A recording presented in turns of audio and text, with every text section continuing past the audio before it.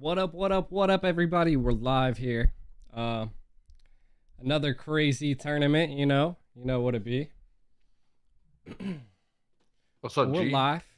We got the Night Horde tournament, kind of last minute thrown on to me, so we're kind of just utilizing quite a few of my normal overlays, nothing super crazy.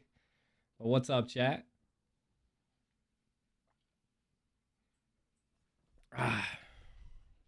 What's up, G? What's up, I gotta make sure all the sounds like right. You sound amazing, like.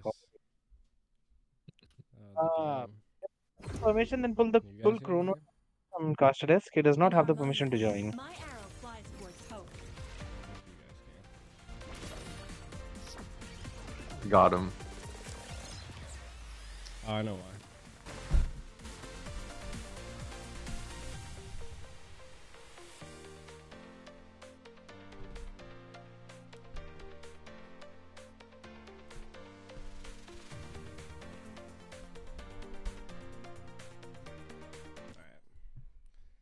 Now I can hear everything. Yo. What up, you way? What's up, G? You good? Oh, yeah. I can hear now. I forgot that did you see you stream? Your sounds don't work sometimes? No, I spilled my cat's water bowl and it like hit my my Bluetooth receiver.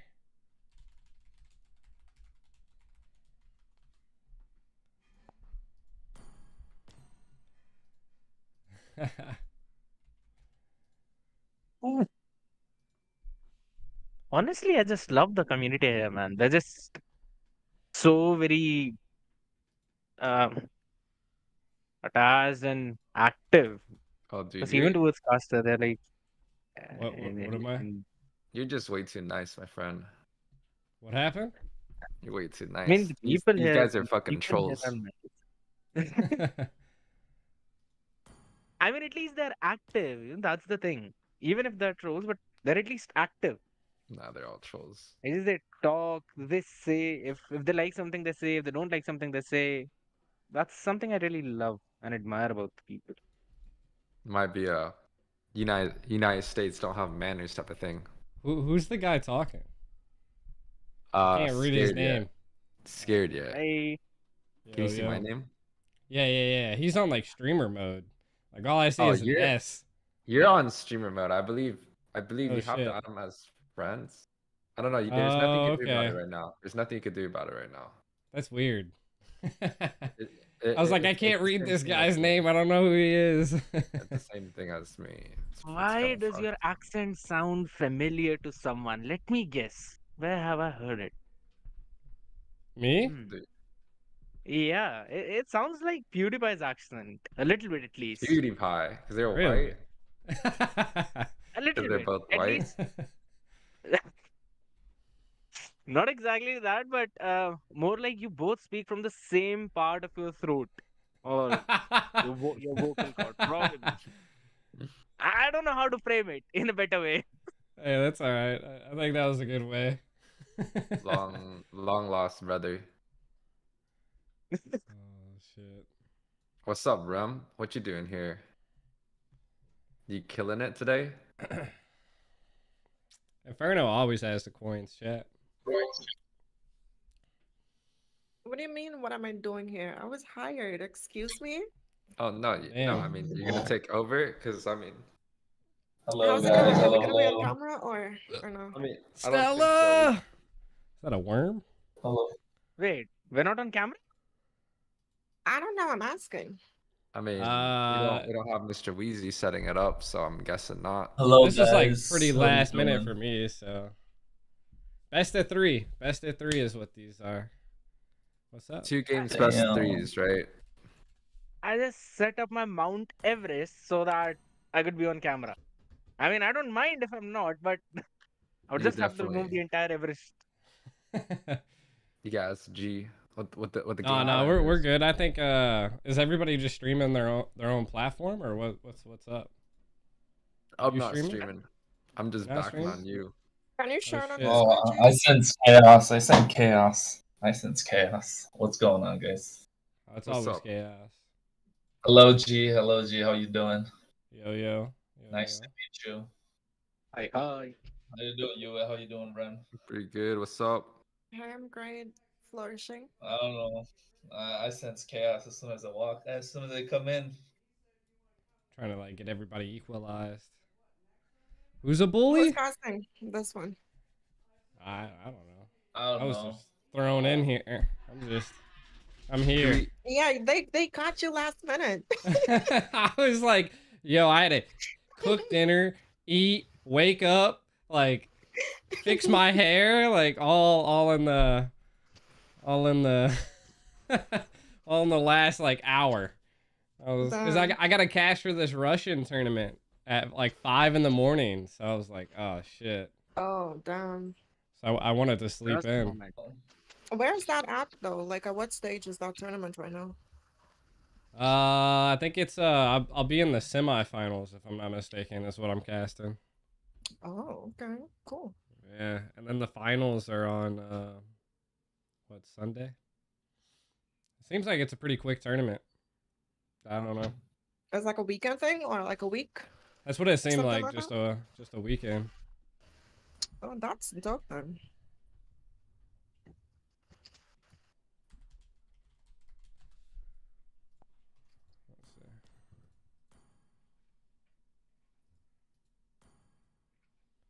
Let's see. Sheesh, how many series today? We got 2 best of 3s. The Ohio Brothers, no logo. And then we have Night Horde versus Bloodhounds. And then I'm probably gonna get off, pass out, wake up at 5, and cast in another tournament. Will you be streaming that one? Like on your own platform? I don't think so, but when I like set up 30 minutes early, so I'm gonna see if I can like co-stream it. Okay, cool. Oh, we're live already? Yeah, we're in here. We're hot. All right. Because I see you right now. That's why I was like, oh my god. Oh yeah, I'm ready. The Looking stream's fresh. ready. Camera? You know, no camera. If I had more time, I could throw you on. Maybe Sure. if there's a We're all break in just between the on next Swayze. one, I can throw you guys on. I guess we have to start casting because the teams are already drafting. Yeah, I know. 5-man cast, go. No. All right. Wow. Let's see how it goes, I guess. Community cast, go. Everyone together? Hell no. Yeah, Everybody get a bit. This is something I've seen quite often. Right? The Kadita. I've been trying to wrap my head around it so far, and I haven't seen a sort of a counter. Like, if I don't really see much of a counter to that pick. Do you guys have any thoughts about that? I feel like to counter a hero like Kadita, you need a lot of mobility on your side. Yes, she does have some dashes and immunity at her disposal. Her skills are still relatively slow, even though when you cast it during the waves, the animation is sped up. I feel like once you slot mobility against her, or even CC, there's a brief moment before she uses her ultimate where you can disrupt her, and that's like your counter moment for Kadita. So I think once you can capitalize off of that, I wouldn't even say it's worth a ban. I think it's a waste of a ban in retrospect.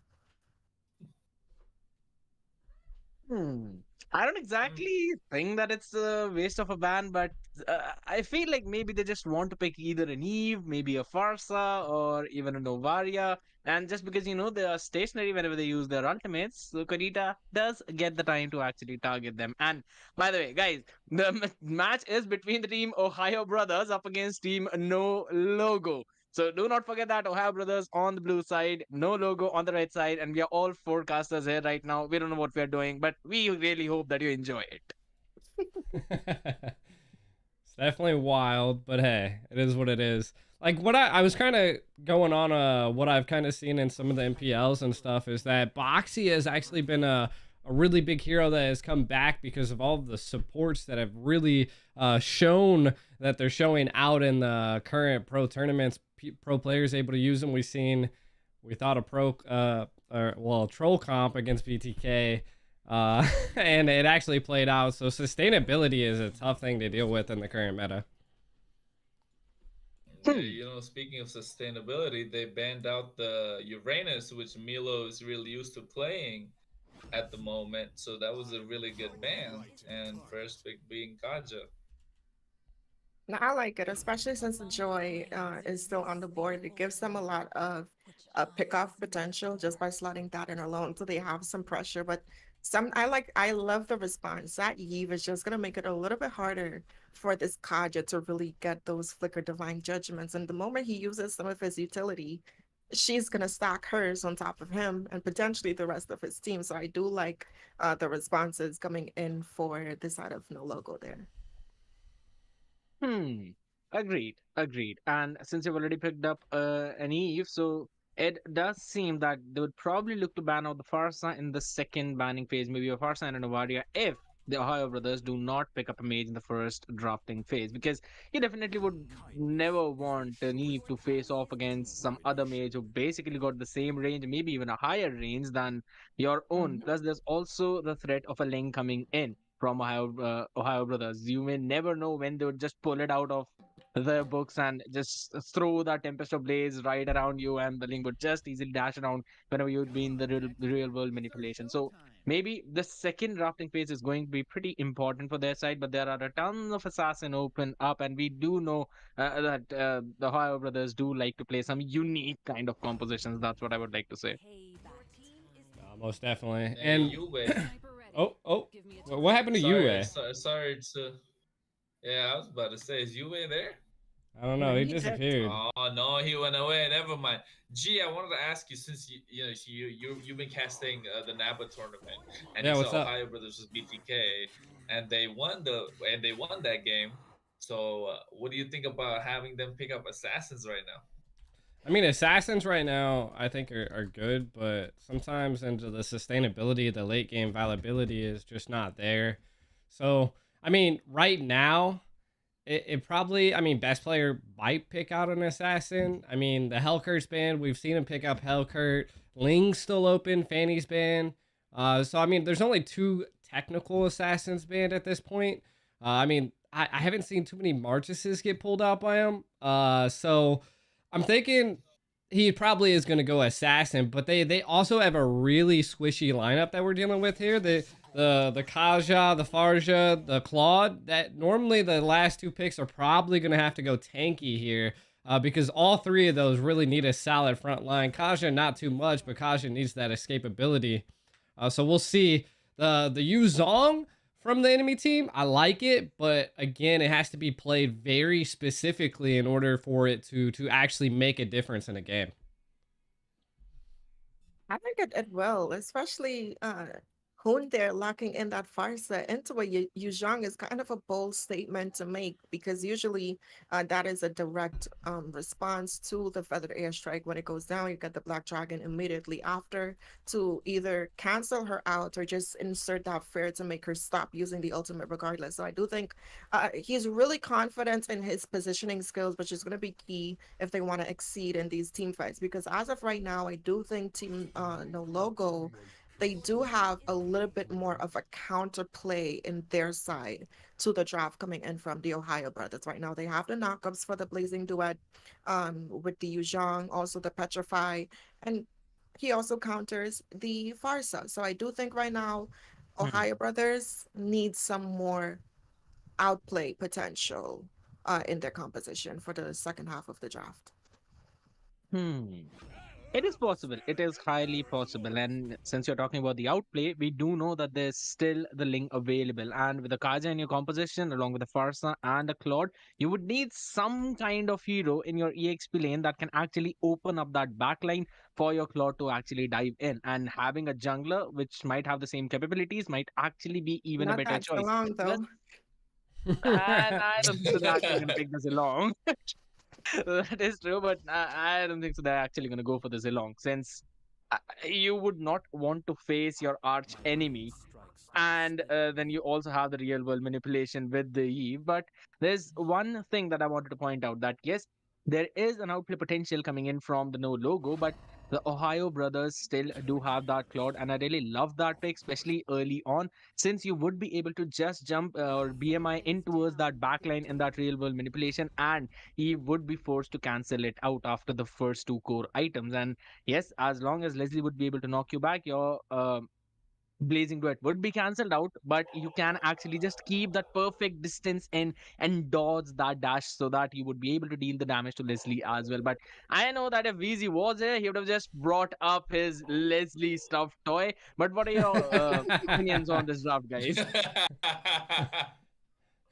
No, I mean I like the Link. I like the Terizla pickup. I'm not sure about the Link pickup. Yes, best player is one of the best assassins right now, not just in North America, probably around the world as well. But going into a Franco, he must be pretty confident about it. You know, that's the only reason you can see him picking up the Link. But having this Karina pickup is not the best that I could think. And ladies and gentlemen, speaking of that, we go into the land of Dawn for the first game of the semifinals between the Ohio Brothers Ohio versus brothers? Team No Logo. Yep. And No Logo. And I want to see what they possibly can put through here. I mean, personally, I'm not gonna lie. I like No Logo's draft. I mean, they have the again, the Franco. I was trying to figure out which side was which. So you got the Kaja versus the Franco. So you're looking at both of the only takes in the game that you can't escape. So both teams have their viability to get picks. Though TOB is very squishy, if the Karina builds correctly, we could see them absolutely melt away. But I think it's going to be just a snowball and see what happens. Again, I say this all the time. Every time I see TOB, Shark is just, he's overextended. And look, they're making him pay finally. Maybe. Absolutely. And Sir Benny actually uses the flicker to jump out of the harm's way, but Karina is not so lucky. Tomato Toucher would not be able to dodge it out. There's Temple of Blade so early on, and he just dashes out in style. Will be able to survive with the French boys. But nonetheless, that was a pretty solid engage coming in from the Ohio brothers. Honestly, with Link picking up that double kill, not even 2 minutes into the game, it's already setting a good precedence for him being an assassin jungler, right? Delaying the Karina's farm. She's still level 3. She's fighting to get that level 4 right now. And speaking of getting level 4 in the top side, we already see Ohio Brothers proxying that lane. But down here in the bot side, putting a lot of pressure onto this Claude. But for this first neutral objective, Ohio Brothers would be in a good position. And speaking of someone who's not in a good position, Yuzhang gonna fall before this turtle. Yeah, I mean, we were speaking about counters, right? We had the Franco that counters the Ling, the Yuzhong that counters the Farsa, and then we see Ling go and get a double kill and Farsa get a kill again. Because of which they just have the goalie in the upper hand and they get this turtle for free. Yeah, I mean, a free turtle, it's worth it. But looking at engage, they're just constantly showing pressure. Yeah, Tomato Toucher needs to run away one more touch and he would actually fall. But best player wants to go in for more. Goes in for another Tempest of Blaze. In the meantime, real world manipulation. And JY21 would be forced to cancel it out as everyone just walks out of it. And Yamete Kudasai still probably has the Bloody Hunt at this point. Tries to go in for the hook to steal away the camp. Probably wanted it to land on best player. Nonetheless, yet another win coming in from the side of the Ohio brothers. Now, I mean, there's just so much going on right now. TOB is just being so aggressive. I don't think Zia was going to do anything. They're just clashing into the tower there with the minion waves. But kind of, let's talk about No Logo here. They need to do something, but they're always getting attacked. Divine Judgment comes out, is able to secure Yve. I just don't know at this point. The snowball is kind of starting to form, and it's going down this hill. What can No Logo do to change this? They have to play for their gold lane. The point of picking up the Leslie into the Claude, she's a direct counter to him. So I feel like once they're able to get a shutdown on him, Link's job right now is to carry the early game, which she is. But in the late game, when we get to that mid to late game phase, that's where Zia Cutie is gonna shine there. So once they can shut him down, but speaking of shutting things down here, they are actually going to focus down on Leslie first. The Savage owner is going to be taken out of the picture. Best player still doing his job that he needs to do. Now, Savage owner is the win condition for the side of no logo because, yes, a Karina would deal damage in the early game, but Tomato has already been taken out a couple of times and JY21 going 1-1. So, even as a Eve, it is a utility mate. So, it is going to be problematic if, in case, the Leslie is also picked off a couple of more times just like this. Yeah, you know that I was gonna say that. And speaking of which, we got Tempest of Blades just to disengage, and Milo trying to do some poke as much as he can. He probably will go down. He uses his flicker as well. He's kind of stuck. Quite the aggressive play from Milo, yeah. He's got it. But yeah, he won't die.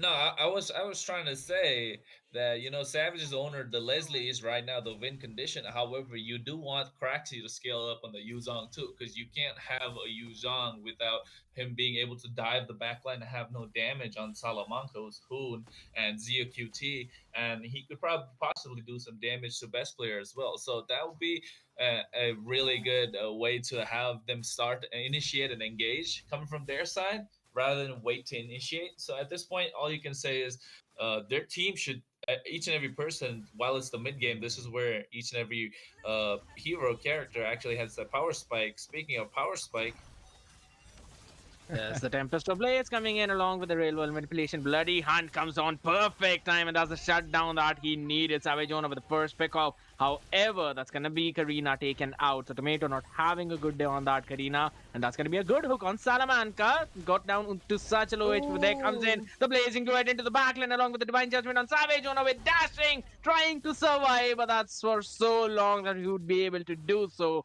as Zia QT picks up another one. now that was some good micro coming in there from Sir Benny on the Kaja, using the Divine Judgment to cancel out the Ultimate Sniper. Almost taken down Salamanca there, but speaking of things being taken down in the top side, Ohio Brothers focusing on the objectives, potentially going to secure this tower in this top side, and that's just going to open the economy for them a lot more, right? There's ahead about 5k gold lead right now, but we're seeing Sir Benny constantly applying that poke damage and peel damage, and honestly, that's the type of roamer I want on my team. I was kind of, you know, again, I still like No Logos draft. Anything can still happen. It's 6 minutes in. The gold lead is there, but we need to see them. I don't think they need to engage anymore. Anything that does happen, the concealed play is made. Something's going to happen. Black Dragon, though. He actually used up the Black Dragon form, was also suppressed in the meantime, and will survive even the bombardments coming in from Salamanca. So that is a very lucky rush away. But there we go. Penalty zone using the flicker, jumping in the real manipulation in the back. And you see the Blazing Duet. JY21 would have to cancel it out. And that's yet another pick coming in favor for both of these teams, to be honest. It's basically a draw. So Bene for Yamete Kudasai, it's roamer for a roamer, but I would still say a lot of value was gained by the side of Ohio Brothers from that, since they were able to push almost everyone on no logo back to their base. Yeah, I mean, I agree with what G said, right? Like, given the fact that it's a perfect world where each and every teams are playing at their best and they're not having much issues with skill gaps, I think the no logos draft is much better. But looks like they're going for an engage. The Iron Hook connects. Absolutely into the real world manipulation, but we do see yet again the Blazing Duet enough to take out Eve. JY21 falls. Savage owner using the flicker to jump out of the hands to a Bloody Hunt coming at the perfect time with the stun from Salamanca. Tried to save the life of best player, and they actually managed to do so. But Craxy wants more, and he might have bitten more than he could actually chew, since he will be taken down. Those stuns are just non-stop. Zia not stopping at all, but the HP on this guy. How do you survive that? I don't know, but Franco wants it. Again, I mean, they're getting there. They're getting there. The Leslie is doing quite a bit of damage now. I mean, they are stopping some of the big plays, shutting down best players sometimes, but they just gotta hold it. They gotta know that they're kind of squishy right now. The level difference is just a little bit too much along with that gold. So I want to see them be a little bit more passive. Oh Indeed, but for now, we do see the Ohio brothers stepping on that gas, not stopping. Yamete Kudasai taking down the 4th time, and they will try to pressure down the bottom inhibitor. While in the meantime, they will wait for the Lord to pop in. Tier 2 of mid is definitely going to fall Rem. You know, I feel like what I would have liked to see coming in from the side of Team No Logo, we're seeing the Ohio brothers getting these pickoffs on even the roamer, right? There was a lot of times where Sir Benny was overextending and they had the number advantage. I feel like if they were able to lower his farm, especially as a Kaja, a support type roamer, they could have capitalized off of that a lot more. But I feel like when you play so passive, yes, you're scaling up into the late game, but at the same time, there comes a point in the game where a pickoff is a pickoff. And once you can contribute and get whether it's the kill gold or gold from getting the assist, that's going to help you scale a lot faster. And looking at their heavily late game composition, Yves and Meisha really helps utilities in that mid to late game. The Leslie, whose job is to deal that true damage in the late game, they should have took these opportunities that they just let walk through the door. And I feel like now they're starting to pay the price on a concealed plays online. Oh my god. My goodness, how do you even nasty. catch Leslie like that? That was nasty, really That was nasty, Aiko. nasty. Perfectly said. And they've got the pick off that they needed. Milo also. I kind of unintentionally dodged that iron hook though, and did not land at the perfect point. But the Lord is marching on that top side, guys. I Yep. mean, at this point, you can just say it's the skill gap, right? The way they've been playing so far. Yes, the No Logo have a better draft, but they haven't been able to execute it, given the fact that they have the right emblems as well, with the Quantum Charge on the Leslie. But however, this Quantum Charge on the Kaja making quite the difference. Sir Benny goes in, and the Tempest of Blades dropping down. That too defensively, but we will see both the ultimates of the mages popping off. And Zone connecting on Kratzy. He will be taken down. I don't think so he's going to survive that. That's going to be the burst coming in. And the blazing duet in the back line. Another pull. And that's just a perfect play, He's Sir just Benny. nasty with that. He is just waiting for the perfect opportunity. And right now they have one to end the game right away. What was that damage? Tomato not going to survive that. And neither the Crystal as the game 1 goes in favor of the Ohio brothers. Hey, that tomato pick coming at quite an expense and getting squished right in the end, isn't he? I didn't see that Karina make a difference. That's why I said that's the only pick I don't like in the entire draft. Yeah, They it made kind the of ketchup fell out of it.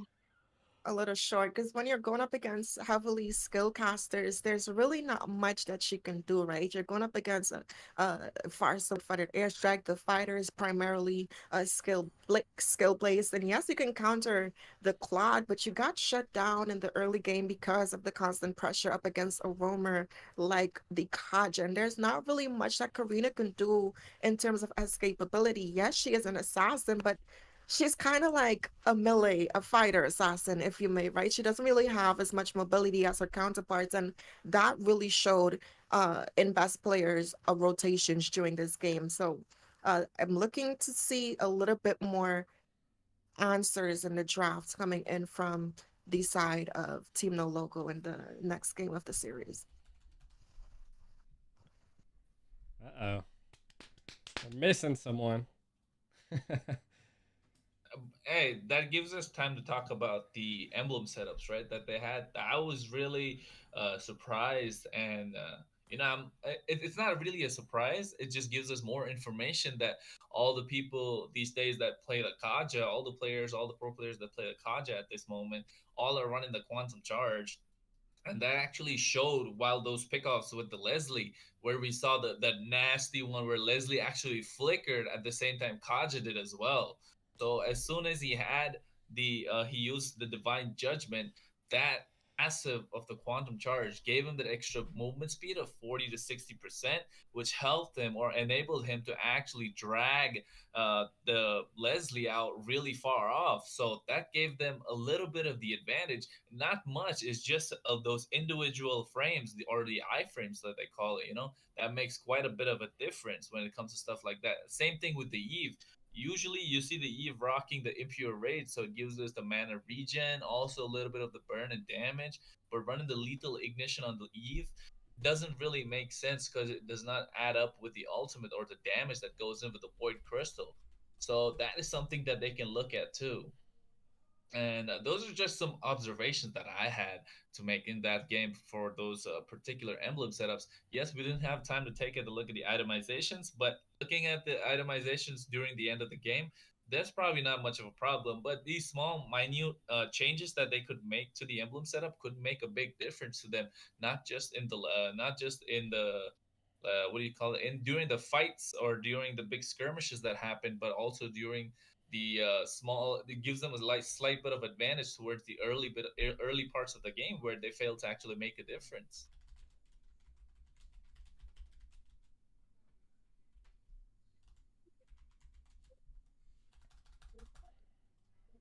True indeed. And now we'll just wait for the game number 2 to begin. In the meanwhile, guys, stick there, stay tuned, hit that like button, and we will be right back.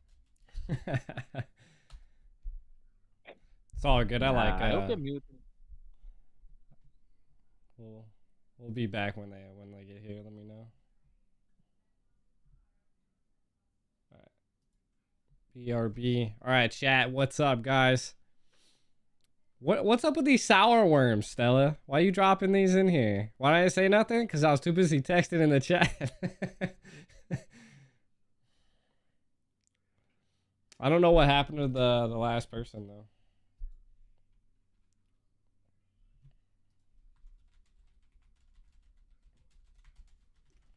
The Indian guy or which one? Worms? Mute them? I can't. They're casting. This is Night Horde's tournament. They're they're on by they've been hired by Night Horde. Last person's coming in though right now.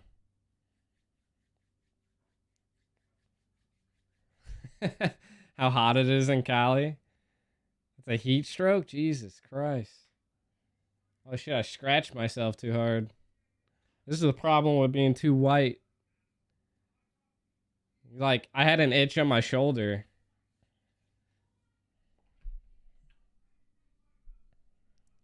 You gotta drink a lot of water, Stella.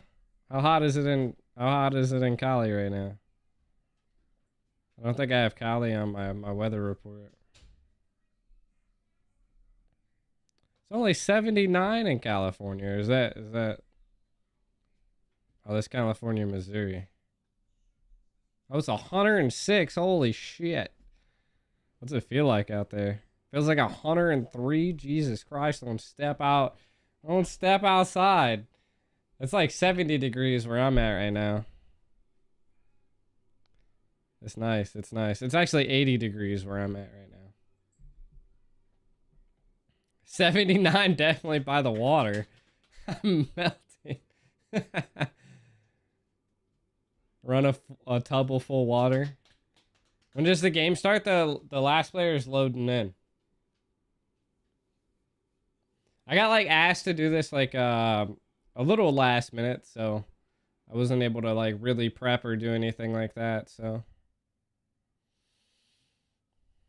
when I was in Indonesia, it was really hot, but I was always wearing, well, other than when I was wearing my Echo jacket, I don't know if an igloo is gonna help Stella. She'll end up like dying, or the igloo will end up collapsing because of the heat. The sniper I use against the ops. It's this one. I take this sniper from Bia, and then I go pew pew pew pew pew. Her hand came off. GG North Pole. Put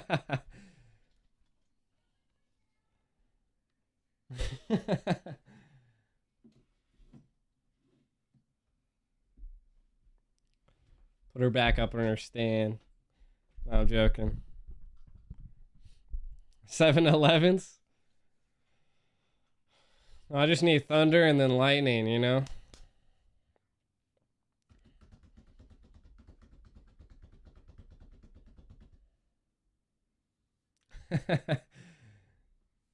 This is not okay. That's a crazy long name. Ooh. Oh shit. Did the other team just give up? Jesus. Nice. The last guy got scared. What are we gonna do? Damn, TOB beat him so hard they ran, bro. They didn't like it being streamed on Ico's stream. No, I never. Well, I have Shark, the real Shark. I don't know what this account is. He's been like on this ult account. I don't know if he like sold his main account or what.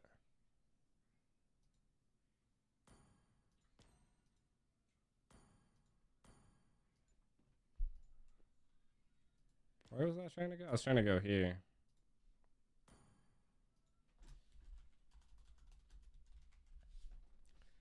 I don't know. I don't know if he sold his main account or what.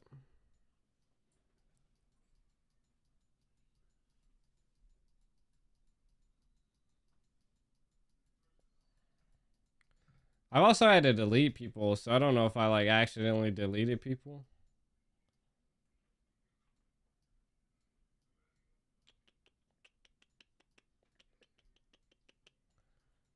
Dude's name is Bob.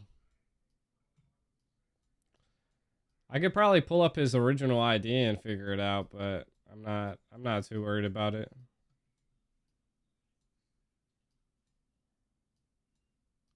What is that?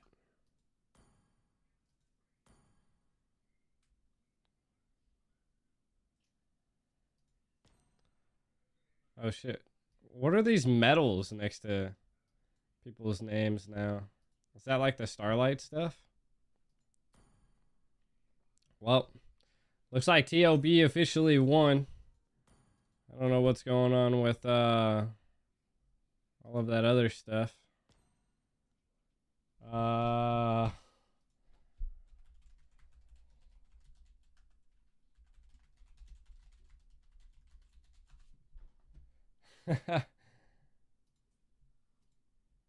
said you gave my you viewed my message 3 minutes ago, bitch. That is crazy. Scared. Because I rarely open Instagram. I just open it. And you post a told me I story, didn't close it. respond. That is crazy. I just saw the messages. I'm sorry. What did I just walk Wow. into here? Wow. Hey, it's just a basically lot of blame game going on. I see. nah, not a blame game. Scared is getting canceled. We're canceling Scared. Ouch. Damn. My career hasn't even started yet, and I'm getting cancelled already. He's like, my career hasn't even started. We're trying to see if we can get it in the next teams right now, so we'll see what happens. Why? They're not coming? Night Horde and Bloodhounds, hopefully. But yeah, I don't know. TOB and them, the other team backed out. They FF'd. Yeah, they can't go to 7. Damn. It's gonna be like 20 minutes. 20 minutes. I mean, that's Hey, Imagine you gotta 20 commend them because other people be piloting and all kinds of stupid stuff. So no shade. I mean, but you always Hey, they gotta learn from their mistakes. yeah. You ain't ever gonna become the best if you don't play the best, so I feel like they missed out on a good opportunity. So. I mean, it's I not thought there their was I don't fault, you know know. why. Their gold laner was having like family issues, and then they couldn't get their sub in time. It would have been like 20 minutes, which is over I the got it. I grace feel it. period and stuff. Aiko, just one thing. I believe during the casting you did mention that's skill diff, right? I didn't say that. No, that was the other I guy. I said guess that. I so. said that. Oh, Hey, Kronos, you said that. Yeah, do not you mention got skill diff. Yeah, that wasn't me. Don't mention that. I was confused. Was it Kronos or was it Aiko? There Yeah, it was was either one of Chrono. you. that So was just me. confirm. I know Yeah, better than Kronos, that. do not ever say skill diff on stream. You never have to say It that. was. It was at that point. The way we are talking right We now know it is not is. the way we cast. So True. do not mention anything like skill diff or like direct criticism. You should not directly criticize someone on the stream, no matter what the thing is. Even if there's a micro play difference, or you see that Yu Zhong fucked up his ultimate, all you have to say is that ultimate was not supposed to be used right now. Maybe he misclicked or something like that, but that definitely might not help them get a win in this fight or something like that. Just never point it out directly or never do the direct criticism. Always say it in a diplomatic way. So Honestly, don't say I'd be trying to have a compilation made of Rem's shadiest moment. All right, I muted everybody. It says about 20 minutes, so I might be able to get in a brawl game. Hold on, chat. I'll be right back.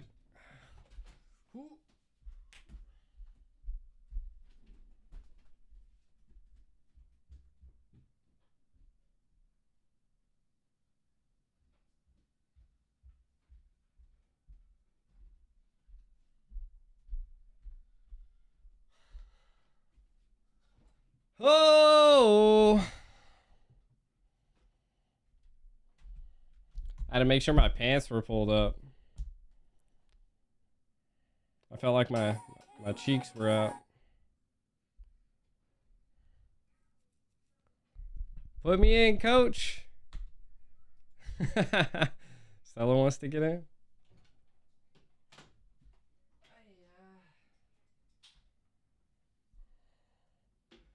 My crack, bro. Cracks kill. My booty. My cheeks. Yeah. I felt like my pants were, I don't know. I didn't want to give you guys a good view, you know?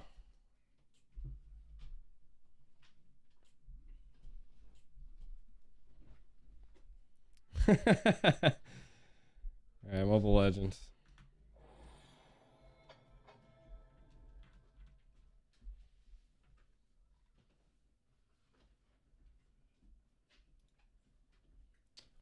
I thought I had an iPad source.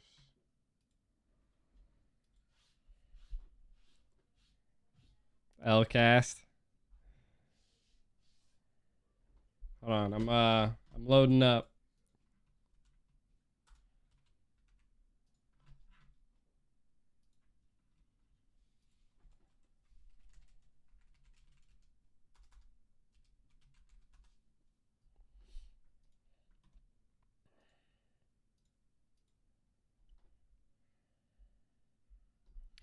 I have to like swap off of my computer and swap to my iPad, so give me a second. I think it's like display capture. No, it's definitely not that.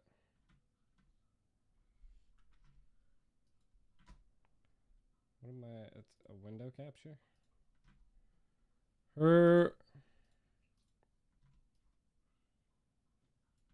That's the wrong one.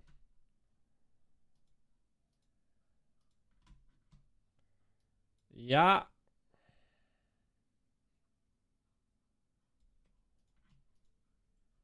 All right.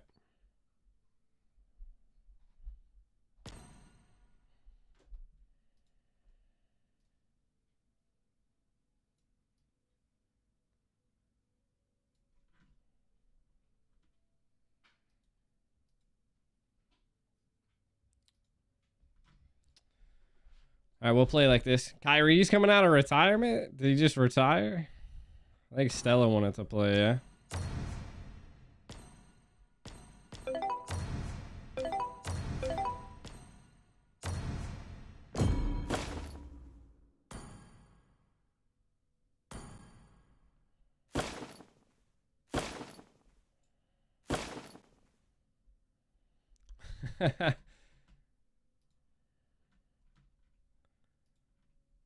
We're waiting on the next match. No, the second match, the other team FF'd.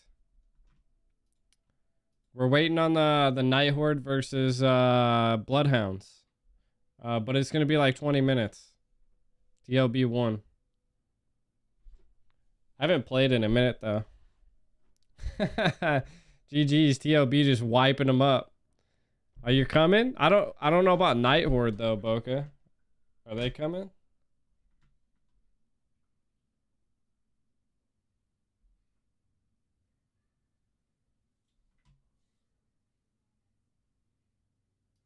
We're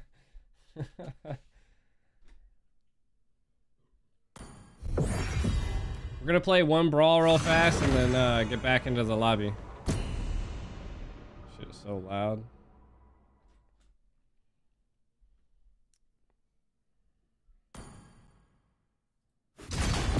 I wasn't able to check her out yet. Moskoff or Akai, chat?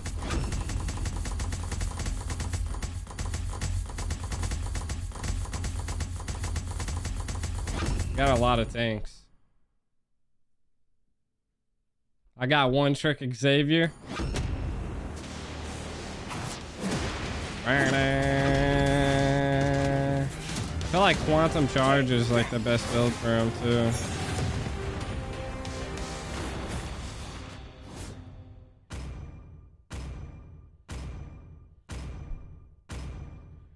GG one tick trick fridge.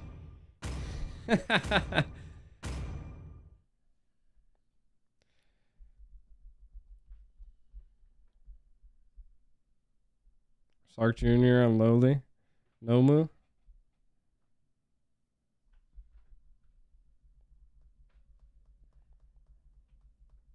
They call me on my cell phone. Actually, I don't know. Is that how it goes?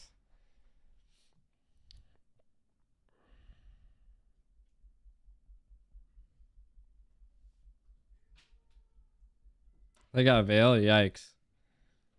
Yeah. A Veil with a flame shot. What's like the first thing you want to get as a marksman? And I'm not like a brawl master. I feel like you should just go with like normal boots. Nah. We're gonna half build this. 5 seconds till the enemy reaches the And then smash them. All troops deployed. The battlefield. I missed it. Request backup. I'm playing with Stella. I'm so slow.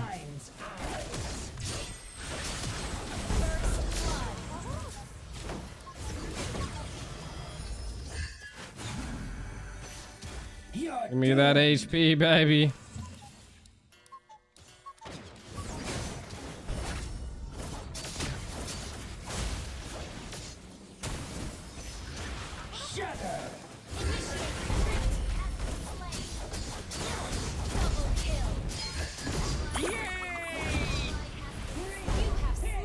Yeah!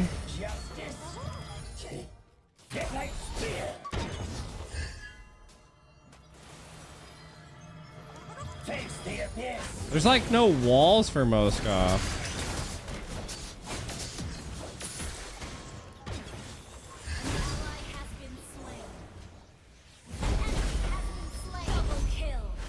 I'm so slow I can't get in.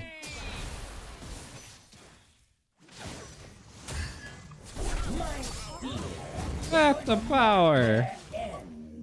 There's so much healing in Brawl now.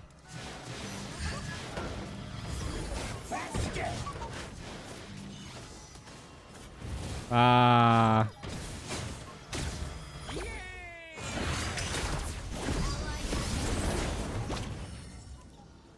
I need to die at some point.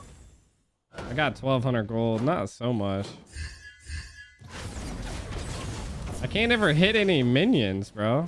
Everything's dead every time I go in.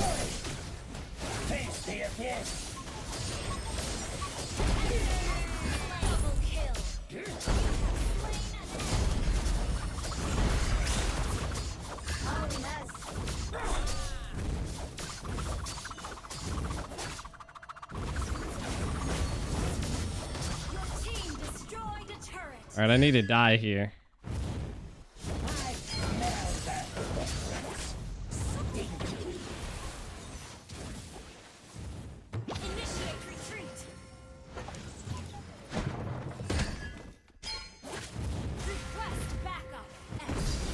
I got killed by the tower. Let's go. They didn't get the kill, dude. They didn't get the kill. Oh.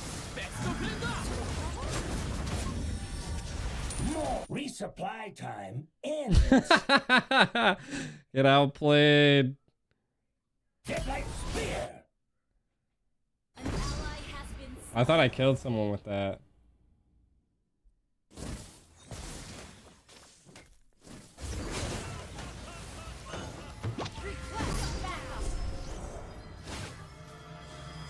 I was trying to big brain it, you know? Damn, Inferno's thick, dude.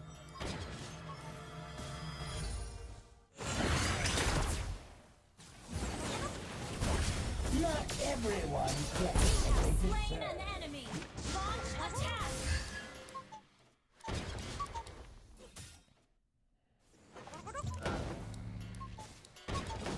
I used to fight for those who are against me.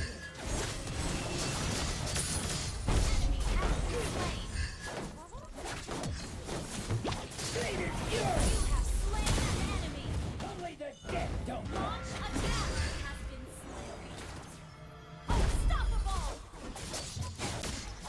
I was trying to be hella smart, you know? Like, if we're playing Brawl competitively, you know?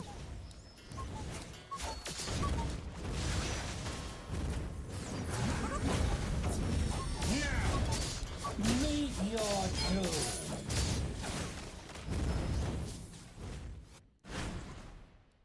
The abyss. Welcome to Is that Inferno literally a fat guy? He's a fridge, bro. He turned into a fridge.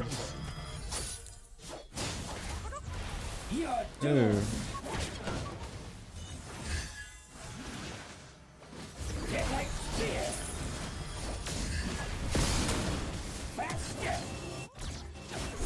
Oh, they double countered us.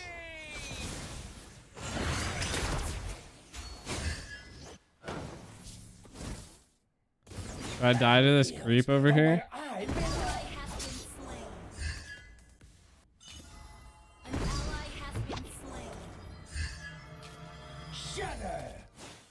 It's taking so long.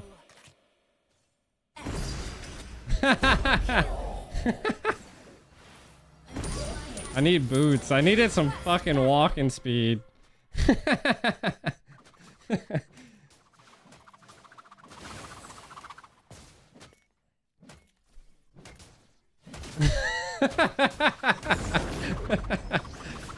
I was like 1 HP. It didn't take too long. This is a sweaty brawl, though.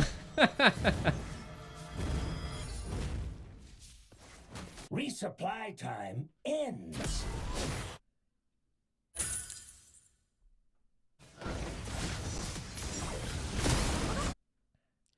Yeah, MOBA fat up there.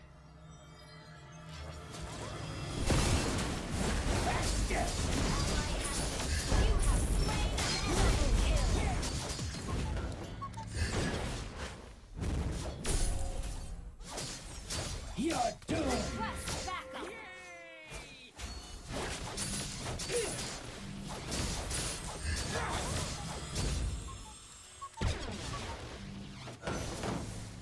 Battlefields are where I belong. Killing spree. Ah! Kill. I thought I had the veil.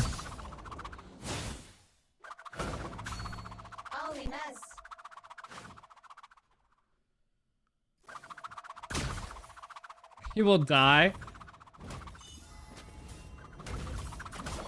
You destroyed a turret.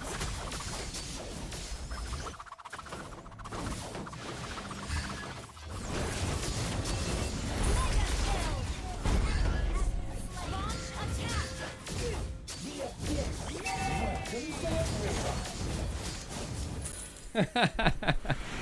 That was fun. That was fun.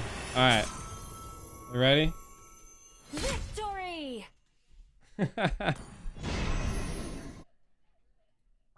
God damn, Stella. You're hot over there. You're over there having a heat stroke. And you're over here being an MVP.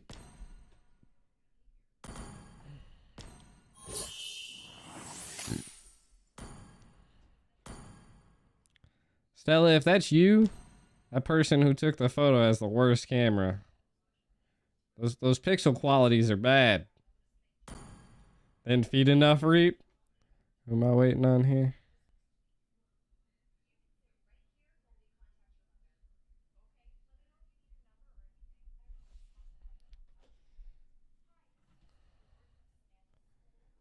Came out of retirement.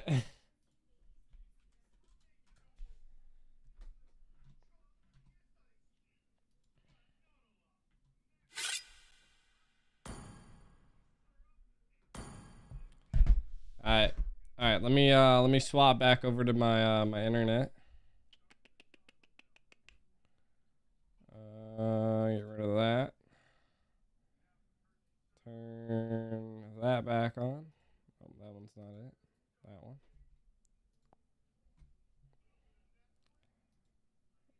There we go.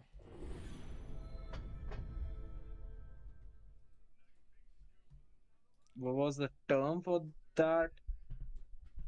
I think they're loading in now. Not slangs. Oh, let's go.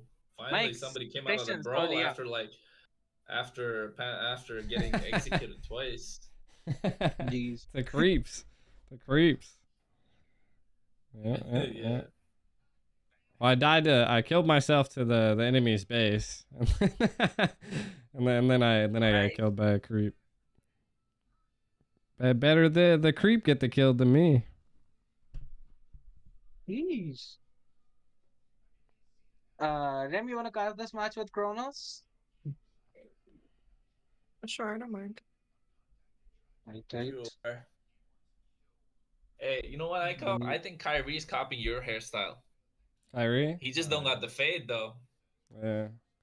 I haven't got a haircut in a minute. I need to go get one. I've been kind of letting it grow out. Yeah. Honestly, same. I missed like 2 appointments. Oh my gosh. I just had to buy 2 front tires for my car, and it was like $600. So Yeah, that'll do it for sure. so a haircut's not Priority priority. right Good night, champ. Camaro tires are expensive. Also really hard to find. I actually need a haircut. Otherwise, I'm gonna go bald within the next 1 year. That's the amount of hair loss that I'm experiencing. Oh, jeez. Oh, damn, it's the water, bro. It's the water. Right. It's not exactly the water, Kind of but thirsty.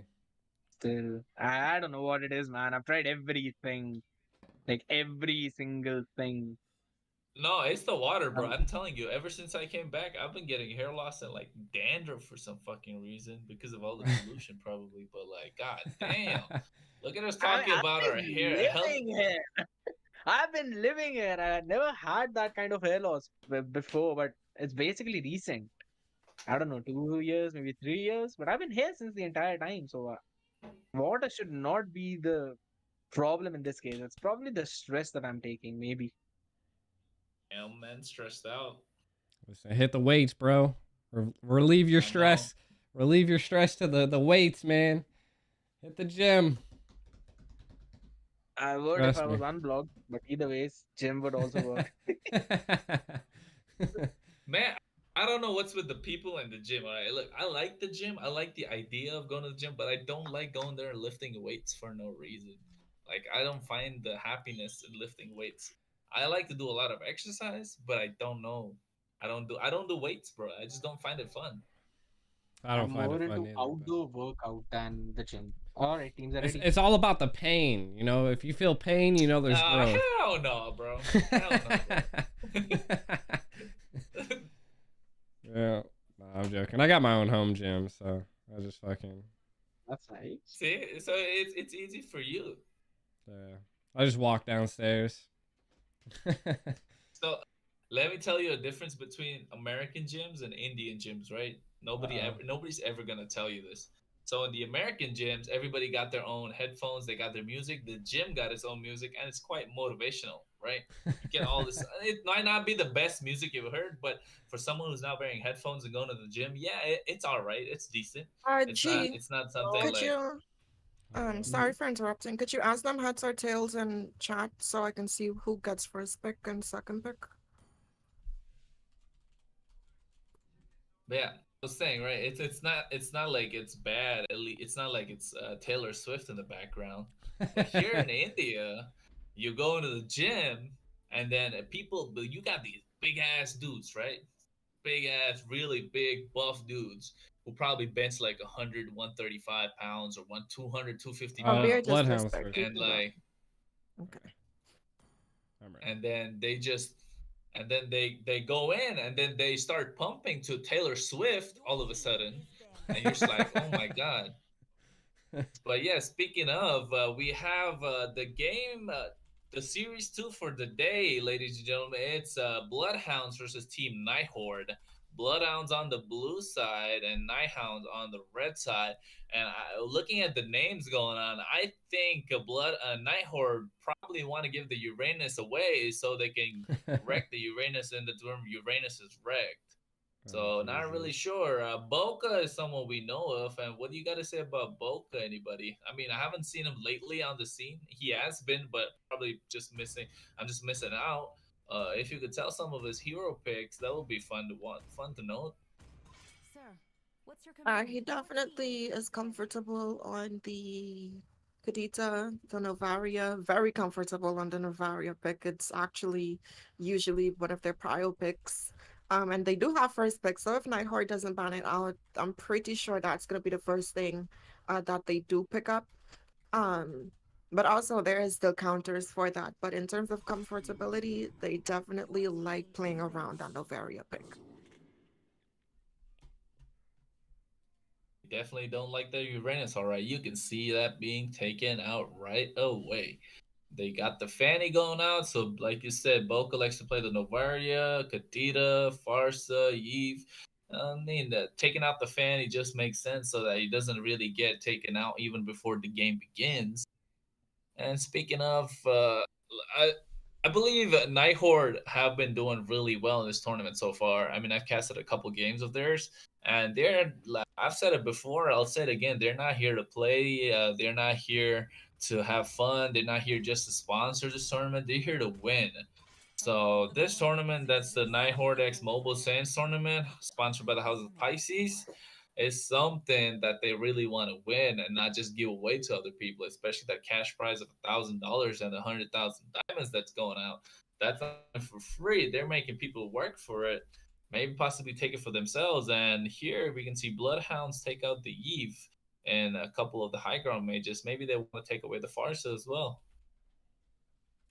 Absolutely right, but I think at this moment there is some better things to ban out other than the Farsa. You could maybe potentially see what the third ban for Bloodhounds is gonna be. But in terms of play styles though, I do know that Khan, the Yves ban is actually a target ban towards him. He has been pushing that Yves. He's a really I would say that's his strongest mage, right? So definitely limiting that mid laner. And if you can get your mid laner to have an easier time in that laning phase, it's definitely going to help in terms of that overall early game rotations that you're going to be capable of achieving there. So definitely a target ban.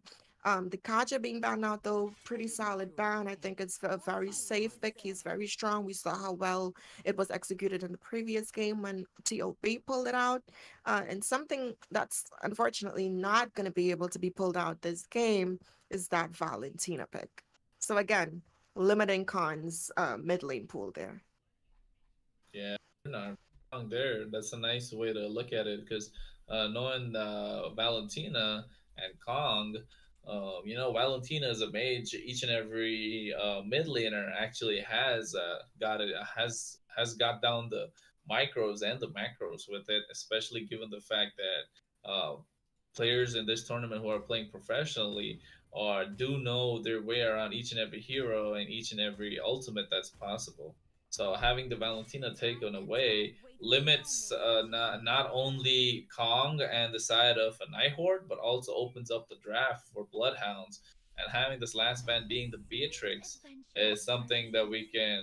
And we have a first pick, Florin Rem. Could you please give us some insight about this? Now, I was expecting the Novaria pick, but I also think that Florin is a pretty strong pick, right? In terms of the recent changes that we've seen in the game, a lot of people look at this Florin and think that, oh my gosh, she's so easy to be countered, but we're in a time of sustain, right? And Florin is such a good pocket pick, and she's slowly making her way back up into the meta, and that's courtesy of her ultimate. I think the additional utility that it gives in terms of giving you that immunity from the anti-regen effects for that 3 seconds, and that's universal. That's for your entire team, especially if you're going up against heroes that they're going to be building that dominance ice within their first set of core items. And not only that, but if you also want to secure some heroes that also has some sustainability within their kit, like the alpha that they just responded to in that jungle position, I do think the Florin is going to be pretty strong here. But in terms of their overall composition, I think they need some more chunkiness in that EXP lane, or they could potentially go. Actually, no, because they do have the Leslie, but yeah, they definitely need a little bit more frontline presence, as no one really is able to do that right now. And looking at what the side of Night Horde have, they have Sailor Uranus on the Fredrin as well as Khan locking in the Franco. So definitely need a little bit more frontline presence to really make this Florin shine here. Indeed, and we have the Kadita pickup coming in from the side of Team Nightboard, along with that Fredrin and Franco that you mentioned. And looking at the frontline presence of the side of Nighthorde, they do have that pressure coming in from the roam position with this Franco, and then quite this tankiness, that chonkiness that you were talking about in this Fredrin, who was able to soak up all this damage that's gonna come in from Alpha. However, he does do true damage, and so does Leslie. So extended team fights could go in the way of Team Bloodhounds. But looking at the draft so far, I am liking the draft of Team Nighthorde, especially the fact that they have banned out the Faramis that would give them the extra provided sustain that could actually stack up along off the Bloom from coming in from Florin, and taking away the Melissa, not something we see quite often here. Absolutely right. And when you have the type of composition where you can play as a team, the Melissa would definitely be a strong pick in terms of that composition. And yes, the Claude could potentially be an option, but going into the Leslie is a direct counter in that in that gold lane, sorry, as well as the Alpha. He can also counter it with his Alpha charge there with the knockup at his disposal. So they're really they did a good job at starting to limit out some of the gold laners, especially knowing that Night Horde also banned out a gold laner for themselves. And I like the Novaria ban being their last ban for the second phase. I mentioned before, Okarasco, they really prioritize that mage and they've performed exceptionally well. And I do think that them securing the Kadita add so much fear into what you can actually slot in there in that mid lane. Now, I would potentially like to see them pick up something like the Valier going into that Fredrin or even the Franco, right? He does have that purify. He can purify the Iron Hook. He can purify the knockups coming in from the Kadita, or he can also use it as a disengage tool from Cilioranus on this Fredrin. So I do think that is an option. They could also go for something like the Lilia that also has some of that sustainability with that black shoes, but we'll just have to wait to see what they're gonna choose to respond with in that mid lane. But I do think if they can pick up something that can capitalize off of the slows and burns coming in from the Ice Queen wand, glowing wand combo, definitely gonna set them in the path to a right direction. That is well said, but we see the Brody band being the last one, trying to limit the marksman hero pool coming from the side of Team Nighthorde, which actually forces them into a Clint pickup, which is not too bad given the fact that they have quite a lot of frontline with a lot of sustain. They will need a little bit of burst damage along with a DPS that you will see coming in from the Clint. And the leader you spoke about, Bokarasco, actually might pick it up given the fact that he's going against a Fredrid who will be slowed and chunked down. Like you said, with the combo of the Ice Queen one, the glowing one, not only will it provide the slow, but also that burning effect, which does a lot of damage to these tanky boys.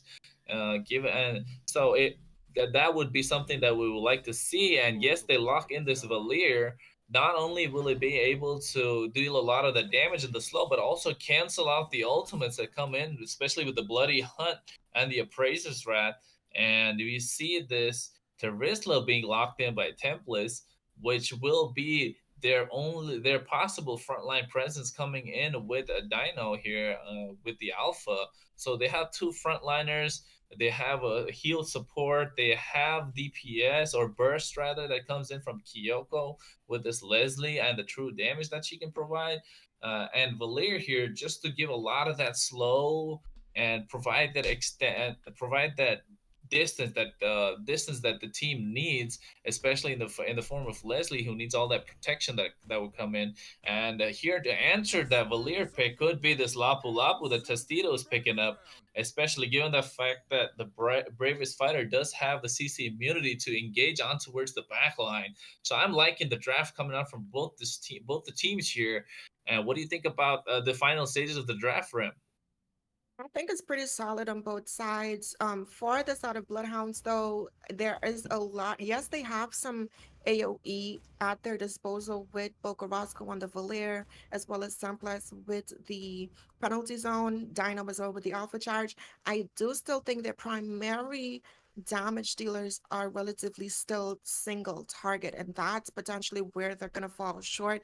They have to try and steer clear of these drawn out team fights. The moment that Florin uses her utility, we're potentially gonna see like a disengage at that point coming out from them. But for the side of Nighthorde, they do have a lot of pick off potential, right? They have the suppression on their side. They also have a lot of crowd control. Just having this veteran alone on their side, and then Khan to kind of finish them off with the Kadita combos coming in. So their win condition, they have to look for pickoffs. Meanwhile, for the side of Bloodhounds, they have to look for some of these drawn out team fights, bait out some of the instant utilities coming in from the side of Nighthorde, and that's where they can really capitalize. Yeah, and speaking of the blue side, gonna be Team Bloodhounds, and the red side gonna be Team Nighthorde. For those of you just joined in, here we can see the goal lane just being a stalemate so far. Valir Bokarasco just trying to be a little bit of a menace towards the side of Team Nighthorde, and Tostito here, who's actually picking up the roam, and we can see that here, Franco providing a rotation of the top lane along with the Florin and Obi, who will provide a little bit of that sustain, extended bit of sustain for this 1v1, a possible 1v1 coming in from Kyoko and Uranus's Wreck, and just a standard jungle rotation so far. Absolutely right. And one of the things in terms of rotations here, before I get into that, Franco being used to force that flicker really early, which is good for the side of Bloodhounds, especially pre-turtle. He's not going to have that flicker Iron Hook combo at his disposal, which is a really good thing if you're on the side of Bloodhounds right now. But in terms of rotations, in that mid lane, Kadita is going to beat out the Valier, though. Another flicker being forced out in the top side. So a lot of utility being wasted out pre-turtle here, but a lot of action happening on both of the outer lanes of the match here so far. You can see that Bokorosco and Templars here trying to clear out the bot lane to make sure they both reach the level 4 power spikes. And in the meanwhile, Obi just trying to clear out the mid lane so she can have blue for this turtle fight. The Iron Hook misses. And here we see the Fredrin with the Retribution actually steals the turtle away like it was nobody's business. Walking in, spraying that pixie dust, picking up the turtle quite easily.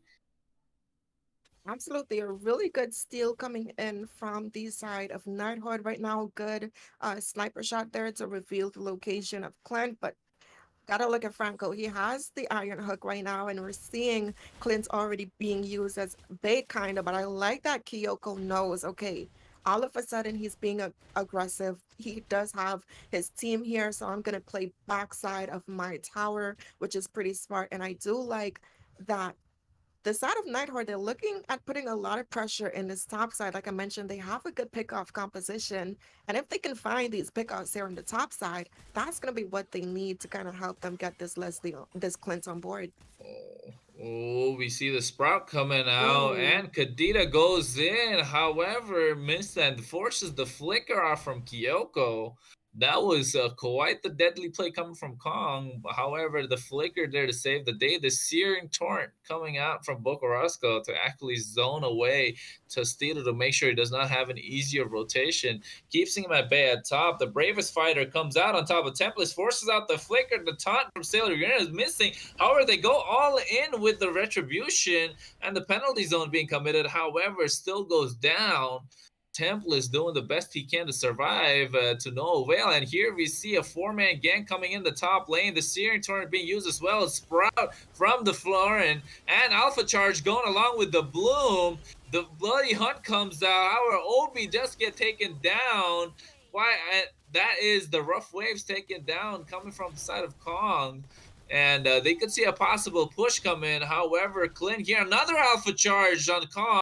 Kong should be able to get away. However, does not. The true damage follow-up coming in from Dino.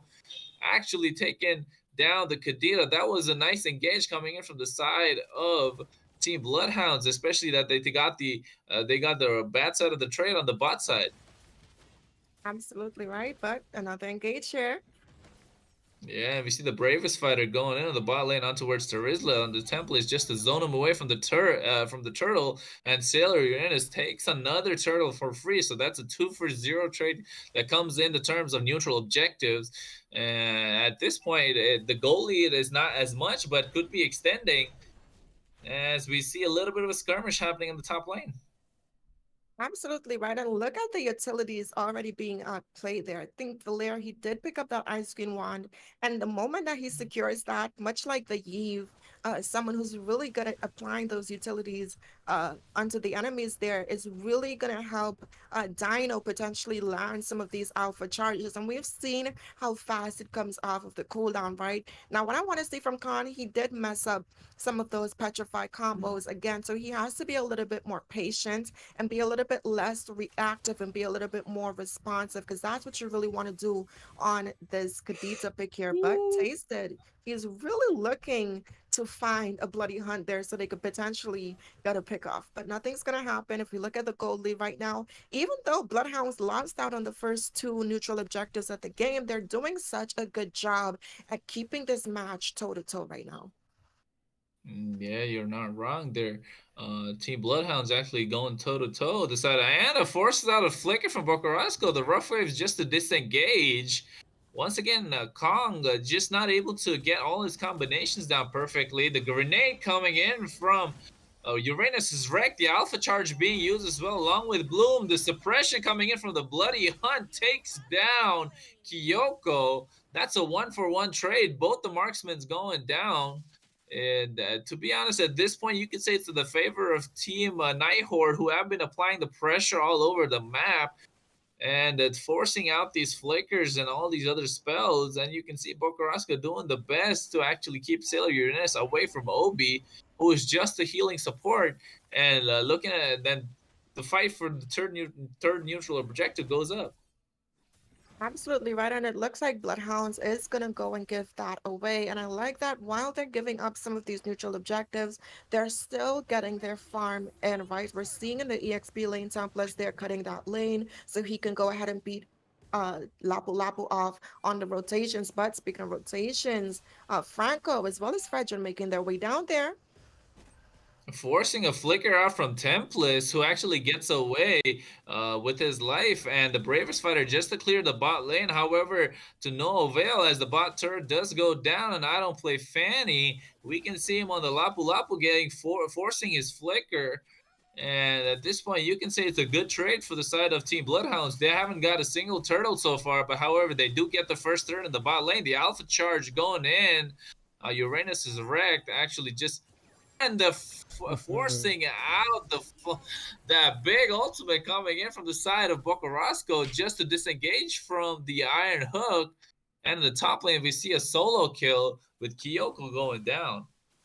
Now, that's one of the reasons why I suggested them picking up something like the Valir, right? He has that utility and that built-in Purify at his disposal. And unlike an ultimate like the Kadita with the Rough Wildways, he can actually use his ultimate offensively, right? But a Kadita without her ultimate is essentially a Kadita without any damage, and you don't want to see that. And we've been seeing them forcing out that ultimate pre-team fight, so she's not really being able to be as effective as we know she is capable of being, right? But they have to get some pressure in this top lane. They need to free this Leslie from this stalemate. But in the mid lane, there's some action. Yeah, we see Team Bloodhounds trying to force out the mid lane to no avail, however. In the meanwhile, Bokarasco here almost getting caught with the Iron Hook, trying to bring in the heat coming in from the Flame God, the Searing Torrent pushing him away. And that skirmish was for nothing. However, they did try. We do see a small skirmish happen in the bot lane, and as the Lord spawns, there should be a Lord that both the teams should contest the ultimate sniper just to give a little bit of vision, the conceal play. However, the flicker and the blood misses. Kyoko does the flicker out. The petrify combo lands onto Obi, taking her down. That is a beautiful play, probably the best one we've seen from Kong all day today, especially given the fact that he did land the perfect combination this time. And that should be a free Lord that goes onto the side of Bloodhounds, does not miss the retribution this time. The Iron Hook connects along with the Bloody Hunt, takes down Templis. He will not. The Appraiser's Wrath misses. Alpha goes in with the Alpha charge, and the knockup with the Breath of the Ocean coming out. Will he go down the taunt as well? And he is caught in no man's land. Dino going down. But takes the Lord in the process. And that is a noble sacrifice, if you may, right? Being able to hold them off, securing that the first Lord of the game is just what Bloodhounds needed, right? Again, losing out on almost every turtle in the game. Yet if we look at the gold lead right now, it's relatively even, and it's only ahead by a few hundred golds. But down in the bot side, the Lord is putting in work, as well as Templis and Bokarasco. Yeah, we see the Lord marching in from the bot lane. However, they're trying to plan to clear out this Lord to make sure it doesn't get any turrets in the process. And the Iron Hook misses on towards Templis. And this Lord should go down quite easy. And looking at the fact that they got the Lord, and with the not so noble sacrifice, like you mentioned, coming in from the side of the Dino, they do not get any neutral objectives even after taking down the Lord. And that is a really, really excellent, exceptional defense coming in from the side of Team Horde. And now they actually were able to open up the lanes up there in the top side, and I think my bad. So them not overextending, and they're playing very disciplined right now, which is what I like to see, right? It is just the first Lord in the game. They have to play their cards right, and look at that. They're able to secure this tower, but an engage here. Yeah, the taunt coming in from Sailor Uranus. However, Tempest does escape as the Sprout comes in from Obi, and the Iron Hook connecting on to Ooh. Tempest with the Bloody Hunt should be able to take down Tempest. However, does Whoa! not go down the penalty zone, being committed along with the Bloom. That to give that extended bit of Ooh. sustain that helped out while Kyoko takes down Kong. In the process, another Iron Hook connecting on the Dino this time, and the Alpha Charge going on the Sailor Uranus. I don't blame Fanny, caught off in the wrong place at the wrong time, and a triple kill going in towards Kyoko. And we mentioned this before going in that they have this true damage that comes in with Leslie, and that's showing and proving to be the point at this very given moment. And looking at the draft so far, we can definitely see that. Oh, before I get into the analytics, though, they're looking for this tower here. Yeah, we look at that. And another kill on the Kyoko. All that work coming in from the Fire God and Bokorosco bringing in the heat in this game, making a comeback for them after losing all those neutral objectives. So at this point, all that slows, like you mentioned, the ice cream one and the glowing one coming in, giving all the space to Kyoko to actually burst them down.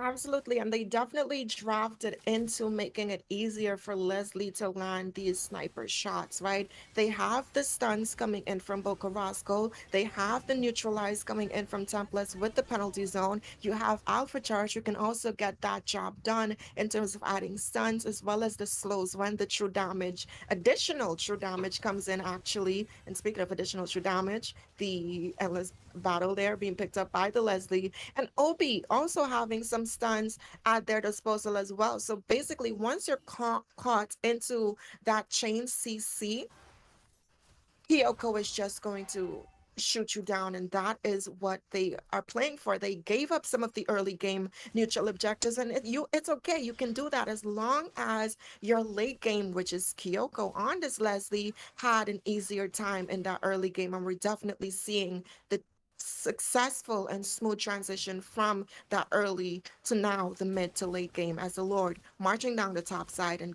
BH applying that pressure. Yeah, we see the Lord marching in on the top side, crashes onto the top inhibitor, taking it down. The Alpha Chart onto Kong, zoning him away from the team fight. Sailor Uranus taunting, but getting taken down quite low. It's given the sniper shots coming in from Kyoko. Tastita here trying to do his best to take all the aggro coming, pull the aggro on the Lord. However, it is a defense that comes in from the side of Team Night Horde. At this point, you can say they're going in for another push here onto the mid lane. Sprout connecting with all that CC. Sailor Uranus just trying not to get caught in that chain CC like you mentioned, Rem. And at this point, I think it's just going to be a defense play for the next Lord, or probably a possible another fight. Absolutely right. What they have to do right now, they need to look for a potential pickoff on Kyoko. And if you look at their composition for the side of Night Horde, it's really going to be hard to get to that backline. But before I get into that, though. Yeah, the rough wave just to disengage. Kong here not really being able to do a lot of pressure on the map, given the fact that they have a Leslie here to change. CC connects onto Sailor Uranus. The Bloom coming out from Florin to give the extended bit of sustain, and the Flicker along with the penalty zone coming out of the back line. However, the Fredrin gets taken down. I don't play Fanny, caught between a rock and a hard place. A double kill going on to Kyoko. So that should be that's a really good fight coming in from the side of Team Bloodhounds, which extends the goal lead to 5K over here.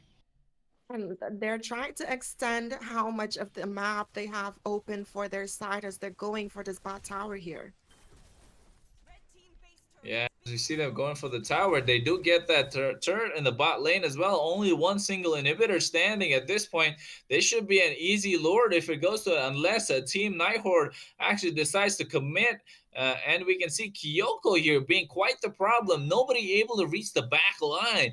I don't play Fanny with this Lapu Lapu is the only way that they can actually jump to the back line, given the fact that all the slow and CC coming in with the brave, especially with the bravest fighter, it can cancel it all out with the CC immunity.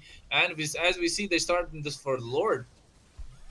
Oh, and Engage coming in. However, the Bloody Hunt not being committed. Bloom being committed. Penalty zone on the back lane along with the Alpha Charge.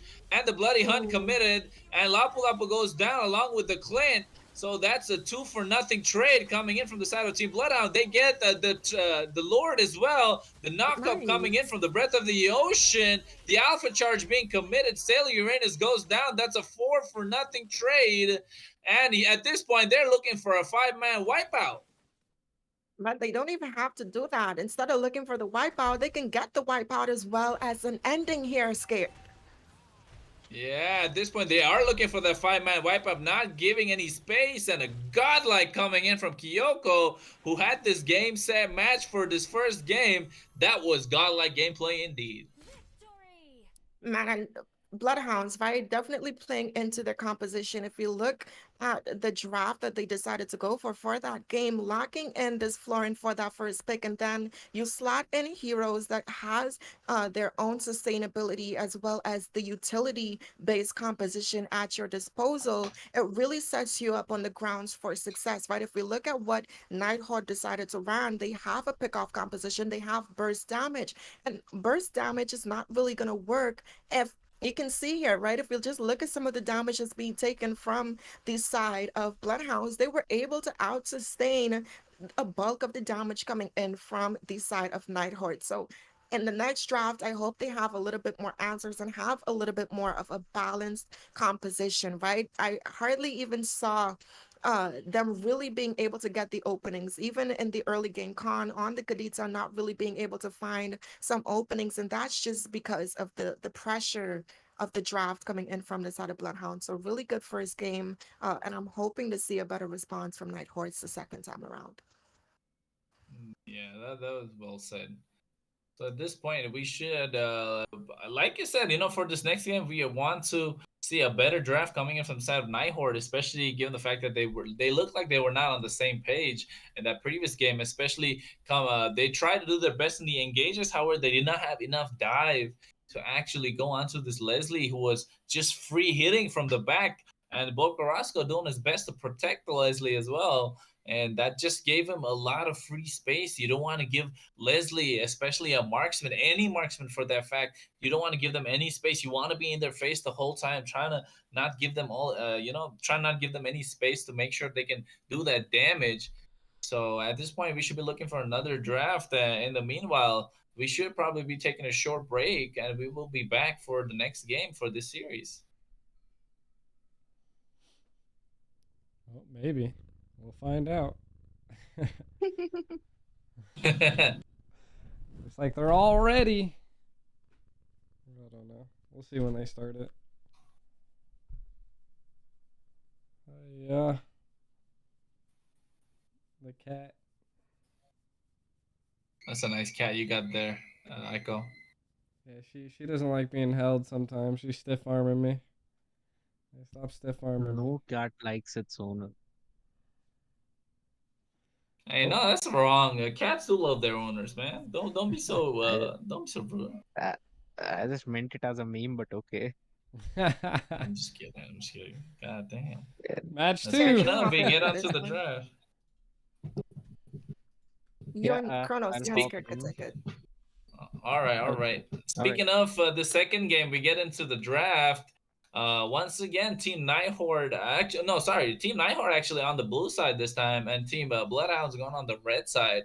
And Scared, yeah, you were watching the previous game. You saw what mistakes they made. You saw how they could improve. So what do you think could happen at this point? Like, given the fact that the draft could be better or the way they play? We see the Florin being banned out straight up. That's just the respect coming out right off the bat. Now, I think so the draft was also pretty okay. They could have made it work out since the game was already pretty long. At the end of the day, it just came down to those micro plays and how they're going to actually win those fights and those skirmishes, target prioritizations, all those things. So I believe if in case they keep a focus on that in this specific game, it would be even a better chance for them to actually grab the win and force the game number 3, maybe. Yeah, I mean, at this point, I would like to see something like a Minotaur coming out, right? Given the fact that they have so much dive. Or maybe they go for a full dive comp. But once again, we see the respect ban in Yves coming in from the side of Team Bloodhounds, and trying not to give Kong his best hero forcing him into a corner, backing him into a corner where he's forced to pick up these mages that he's not really comfortable with. Yes, they might be meta, but if a player is not comfortable playing with them, targeting the hero pool would make much more. It would make a lot of sense, especially given the fact that Kong was not able to perform the previous game. That is true. That is highly possible. And again, they could definitely try to go in the direction that you just mentioned, or they might, pick an entirely new approach to this scenario. But it totally depends on what actually is going through their mind. But for now, we're going to focus down on the first two bans coming out from their side. And both of them are actually the respect ban, the Florin as well as the Leslie. They do not want to deal with any of that. And they're just straight up throwing it on their face that the heroes that you picked in the previous game are not being going through in this specific drafting phase. Yeah, I mean, that opens the fact that there are so many other meta heroes that are open in this draft, right? We see the Fredrin being banned out. Fredrin, not some of these bans that we've been seeing so often, especially in the first phase of the draft.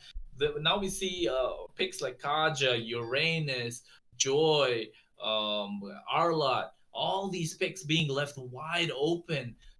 So that could spell disaster for either one of these teams if they don't have a game plan. And they're I hope Horde is just not reacting to the fact that the previous game didn't go according to their plan. So they should have a game plan, or else they might be backed into a corner here once again.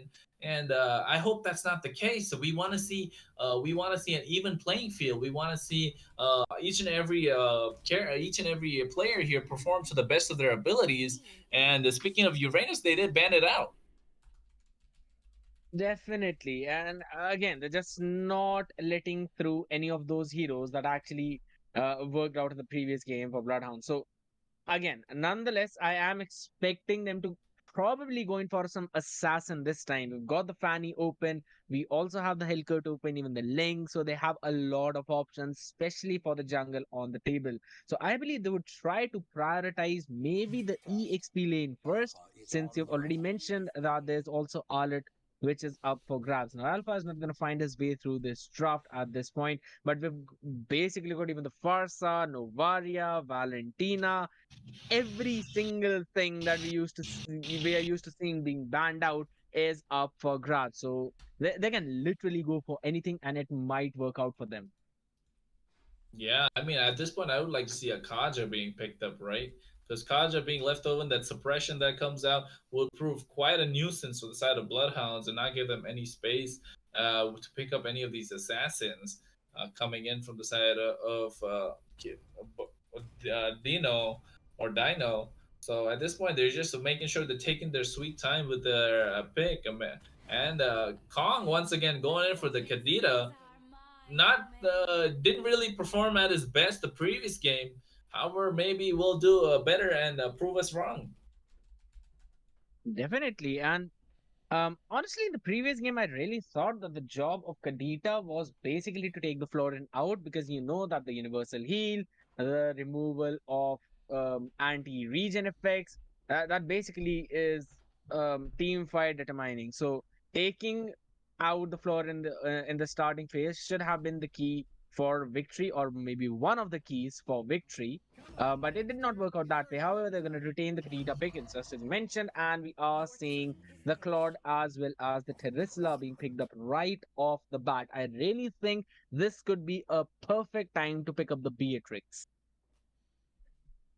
Yeah, Beatrix would be nice at this point, given the fact that they have two dive heroes, especially in the form of Claude and Terisla.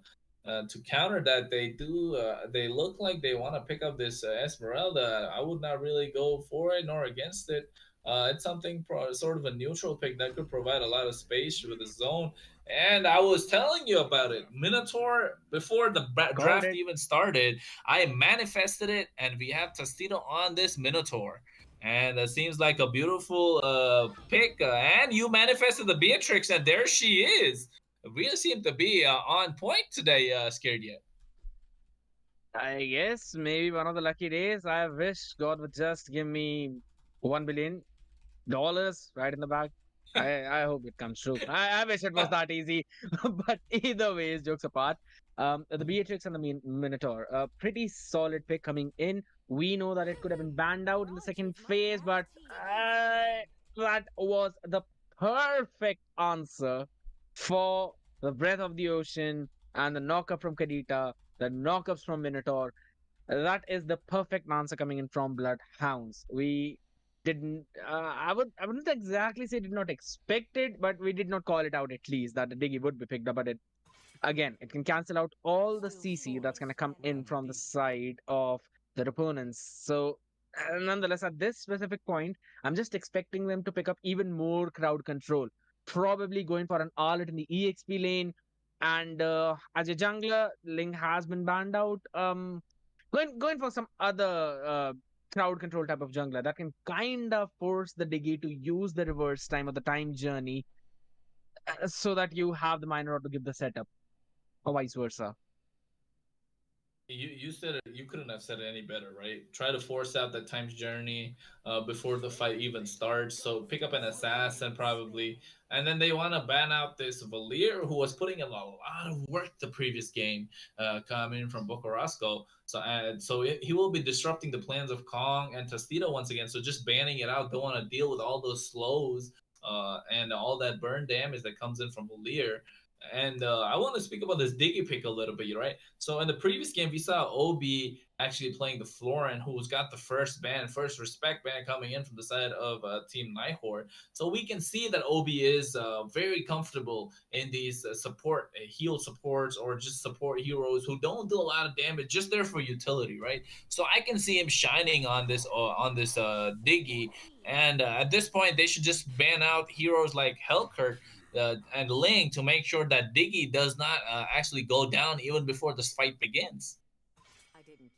True, but again, since it's the second banning phase, you only have so many slots to ban out those assassins. So at this point, we still have, Boca Roscoe going to pick up his mage. And I was just about to say that the Novaria is up for grabs. And we know how insane Boca is on the Novaria. He does not miss. That is his trademark. That's been the line that is known by Boca on the Novaria. Does not miss the astral shots or the astral spheres or whatever you want to call them.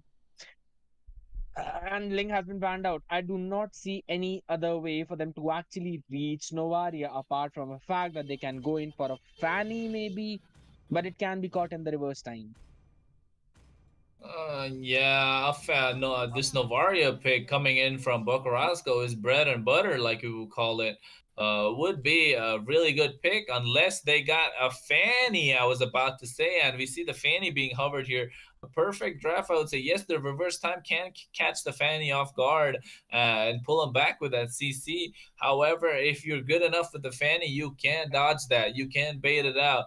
So, but given the fact that Obi's been comfortable with these support utility type roamers, we can say that this is gonna be one heck of a game, especially if they pick this Fanny. Yu Zhong would be great too, right? Right. I mean, you need someone to reach at the back line. You need someone to bait out either the time journey. So Yu Zhong can basically be a perfect pick in this situation, but maybe not.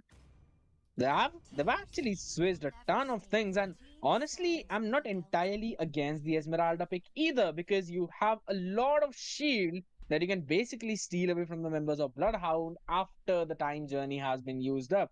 So I personally think it is a pretty solid pick, but nonetheless, we are going to see the Fanny, not from the Nighthorde side, but definitely from the side of Bloodhounds. Now, Beatrix needs to play very safe in the early game. Yeah. And Nighthorde going complete opposite of the spectrum like we expected, not expecting for a dive comp, but going for an anti-dive comp with the Bane and the Esmeralda to give all that zone. And Dino here picking up this Fanny could spell disaster for the side of Team Nighthorde. They probably want to end this best of 3 series with the game 2. So speaking of, we have all the standard emblems that would come in. However, this lethal ignition coming in from Esmeralda is not something I'm used to seeing. Probably wants to do a lot of the damage and zone while soaking up all that shields. So looking at the draft so far, I believe both the teams are doing really well.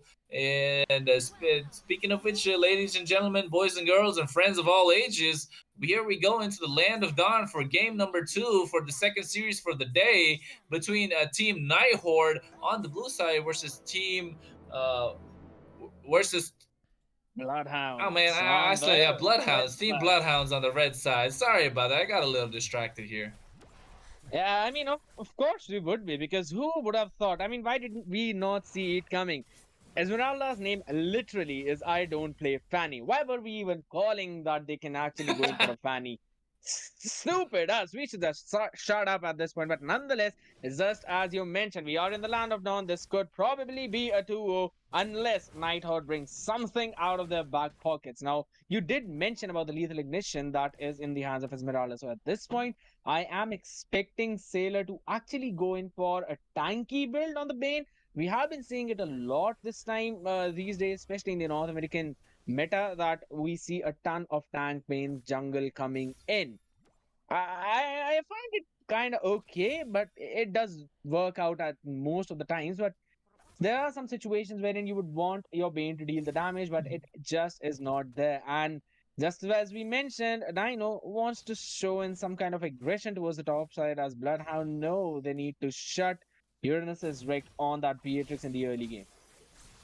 Yeah, Fanny goes into the steel cables with a cutthroat on Tostito as well. However, does not get a kill, forces out the flicker coming from the side of Tostito. And that is a really nice engage coming in from Dino. They're doing a lot of damage now, forcing out the flicker. You won't have that available for the first turtle fight. And here, a lot of DPS onto Uranus's wreck coming from Kyoko. So trying to force out another flicker, however, does not. Here, Kong goes in the bot lane, does not to no avail. I'm getting distracted once again, man. I'm telling you, it's that skin coming in from the Esmeralda. I mean, she does look like a divine goddess at this point. They do be making skins like that, but nonetheless, the Petrify is still in the hands of Kong. He has reached the level 4. So now Bukarosco needs to play a little bit more safe. Even Tempest is not entirely safe, especially when Kong is extremely ready with that burst of his. He probably might go in on over Dino, but no, Dino will actually try and force them out of those bushes. They're just making sure that there's absolutely no one around for the contest of the turtle. And looking at Sailor and his rotation, he does not seem to be intrigued by the turtle at all. They're just going to give it up. So I do not personally think that that would be a pretty solid decision, especially when you're up against a Fanny who's got an amazing potential of snowballing, and you don't particularly have a ton of CC to stop her in her tracks, because there is OB on the diggy with our time journey. I mean, you said it perfectly, right? You don't want to give this Fanny any potential to snowball, but given the fact that Tempest was able to zone out I don't play Fanny in the bot lane just before the turtle was taken, gave them that extra bit of space, give them that. And speaking of space, here not much being given to Dino, especially with a deadly catch. That was a nice way to zone out Dino, making sure he does not get that potential to snowball. I'm surprised given the fact that we have a Fanny who's been going in and out, but we're still seeing the kill score at 0-0. Indeed, and there's the Blazing Duet along with the Nibiru's Passion, forcing out the time journey on Obi. And that's about it. That's going to happen in top lane. But instead of that deadly catch, I personally think it was a deadly surprise, or Claude is up for a surprise. Yeah, we see the Minoan Fury going down. However, Claude able to juke him out with the BMI, gets a first blood onto Tostito here, but goes down to Kong with the Petrify combo coming in with the Breath of the Ocean, the Rough Waves. That was beautiful play coming in from the side of Team Nighthawk. However, getting outplayed a little bit here with the Breath of the Ocean once again. Dino here trying to overextend, but goes down. Kadita, Kong really putting in the work, proving us wrong from game 1. Indeed, and that was the extra magic damage coming in from Lethal Ignition to take Dino out. He even used the regeneration to get some HP back, and that was amazing. But I really would want to focus down on the play of Kyoko in that top side. Yes, he's that was some outplay, all right. Yeah, he was dived in by 4 people on the side of Nighthawk, and He just made them use so many resources. You can see even now, Kong does not have the Petrify. Uranus's Wreck does not have the Flicker. Testido, no Flicker. That's basically almost all the important spells that he forced them to use. And Obi has the Time Journey, but nonetheless, they would not be able to contest for it as Dino did not have the blue buff. Yeah, nice way to put it, right? I think all those spells were baited out because of the fact that Kyoko was running this Quantum Charge along with the Purify. But speaking of, we might see a small skirmish. No, we do not. As Fanny Dino here goes in for the blue buff. Sailor Uranus planning to go in for a possible invade. Tempest with the follow-up as well. And Tostito might go in for that as well. And we see a 4-4 engage coming in. However, Fanny does not get the blue buff. Uranus able to steal away with the Minoan Fury going down. The steel cables come in, however, to no avail. That is a 0-for-0 trade, but takes away the blue buff in the process. Will we see the Asher recall? No, does not take down Sailor Uranus. And that was a really, really good call. Good communication coming in from the side of Team Nighthorde. Yeah, Team Nighthorde. Oh, no. Yeah, Team Nighthorde. I'm getting confused with all these names, man.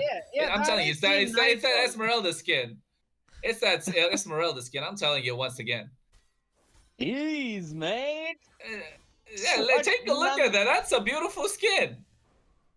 I love the fact that Aiko is actually focusing on the Esmeralda skin, even though Kong was able to take Bokaroskov down out of that camera. But yes, these are the kind of plays that Nighthorde actually need. They need Uranus is Reg to snowball on the Beatrix. Now, I really love the fact that Sailor is actually going in probably for a damage build. I would really love to see those itemization coming in because he is dealing obnoxiously humongous damage at this point, but we're probably going to see another engage. Yeah, and the deadly catch just to zone him away, and the reverse time actually pulled Sailor Uranus back into the penalty zone. The blazing duet along with the time journey being used. Bennett's rage as well takes everybody low, but there is no way to finish it. They don't have an assassin to go in for the finish, and everybody gets away with the sliver of their health, and Sailor Uranus goes down. I just dropped my mic there. I believe it would be called a mic drop moment, but not in the way that everyone would want to perceive it. Nonetheless, it was pretty very. I won't even lie. That's probably the reason I'm single. But either way, so part we're probably going to see another engage Dino. Dino goes in and gets out. See, and looking at the fact that Sailor Uranus is up at this point, they are probably going to get this turtle for free, right? We did say that Fanny wants a snowball, but there's not giving any snowball potential, especially the fact that they have this deadly catch. Dino, will they go in? Yes, the deadly catch used to take the turtle, the falling star moon onto the back line. Dino being caught, not given any space to go in at all. And that's the time's journey just to disengage. I really feel like they're kind of messing up on the timing of whoa. Yeah, so hey, that was the point that I was mentioning. Yeah, I think so. Obi is kind of messing up the timing on that time journey, but for now, we see that Rough Waves not really doing much. Yeah, they're kind of trying to go in for some picks, but I don't think it's pretty well coordinated at this point. It does seem to be a little more messy. They're trying to go in for those individual plays to pick people off rather than working in as a team. And it can work, but only if you're actually able to put that outplay in, which basically is not working out for either of these teams at this point. Yeah, but you know what? We could highlight something on Scared Yet. It's been 8 minutes, and that was the first kill you got on a Fanny. 8 minutes in, that was the first kill on a Fanny. And that's the steel cables and the deadly catch being used by Sailor Uranus. Obi, just a time journey to disengage. And I think you're right that Sailor Uranus is going for a damage build. Kong getting taken down by the steel cable. Minoa and Fury. But Dino gets away with all those steel cables. That is some work being put by those Fanny, those fast fingers. You call fast fingers Gushin? I call fast fingers Fanny, my friend. I mean, it can be called as a caster's curse, right? Because Dino just got his second kill now. It took him 9 minutes to pick first one, but He's got the next one in the next 30 seconds. So this can be a chance for him to go in for that snowball because this game is about the momentum. And for now, it seems to be shifting in favor of Bloodhounds. But nonetheless, Nighthawk, they do have their win conditions set. Uranus is wrecked, needs to farm up on the Beatrix. They also have I don't play Fanny on the Esmeralda who can use that, lengthy shield that the entire team of Bloodhound is actually going to get from the reverse time journey. So they do have their win conditions set, but it is more leaning in towards that later stages of the game. And by no surprise, it also is the condition for Bokaroskov to deal that one-shot damage as well as Kyoko to get that farm on the clock. So both the teams, they're playing for their win conditions, man. They're just playing it pretty slow. Yeah, and we see Sailor Uranus here trying to poke out the Lord a little bit. Dino does not have the blue buff. It comes up, however, choosing not to go in. And the Minoan Fury comes out, and the Deadly Catch as well. And Falling Storm on the back line along with the Blazing Duet. The Blazing Duet gets a kill on towards the Kong. However, Sailor Uranus does get the Lord Templates going in. The BMI used to disengage. Nibiru's Passion as well. At this point, you can say it is a good trade coming in from the... Oh, never mind. Sailor Uranus getting caught with the reverse time as well. Will he go down? He does not. An extended bit of sustain coming in from the Ale, helping him out a lot. Templates goes down in the process. Astral Echo being used just to provide the extra hitbox. Will he go with the Astral Recall? The Flicker goes in, however, does not get it. He is coming to the Rocket Heart, plays with the Deadly Catch. And Bokarosco overextending goes down. That was a beautiful fight coming in from the side of Team Nighthawk.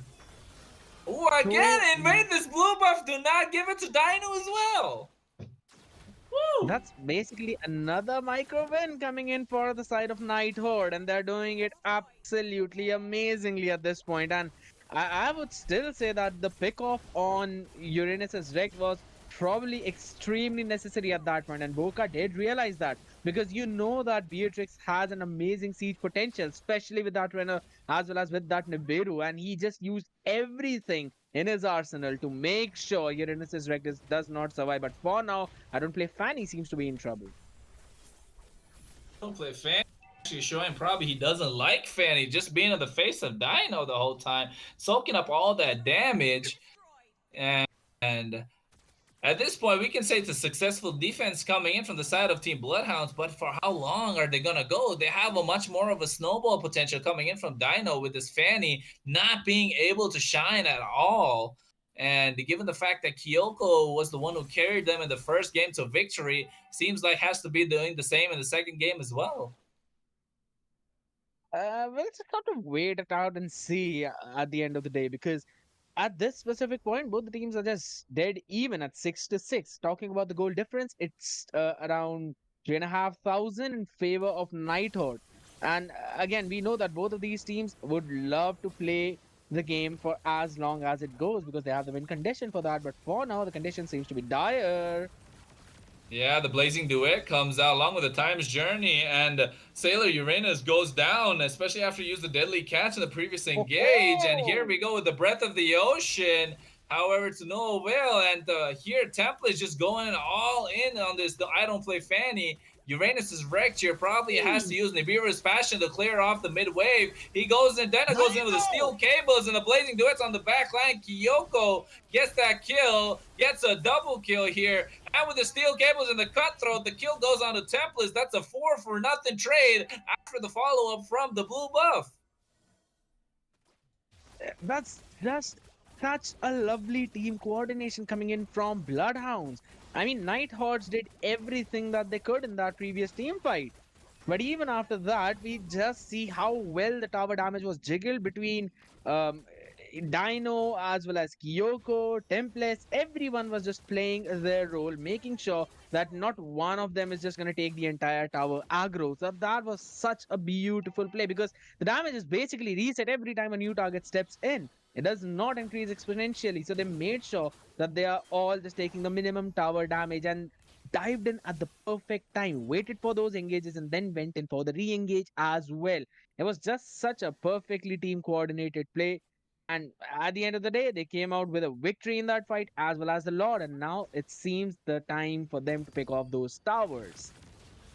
Yeah, the Lord marching in from the top lane here. Bennett's Rage used already. Reverse time, catching Sailor Uranus off guard. The deadly catch will go and will take him down, however. The kill goes on to Kyoko, who's on a 5-1-3. Reverse time once again onto Tostito. He uses the Minoan Fury to disengage. However, to no avail. He is still on the line. And Kong with the rough wave just to disengage once more. That's a lot of ultimates used just to disengage. And here, I don't play Fanny trying to zone him out and trying to take all the aggro coming in from the minions. However, the mid inhibitor goes down as well. Dino with all the show off with the steel cables. Kyoko targeting the base, does not want it to go another game 3. And the year Fanny goes down, and that is a successful defense, you could say. Is it or is it not? Tostito trying to take all that damage. We have another wave coming in from the mid lane. The deadly catch used just to disengage the BMI. And I don't play Fanny taking all that damage coming in from Kyoko.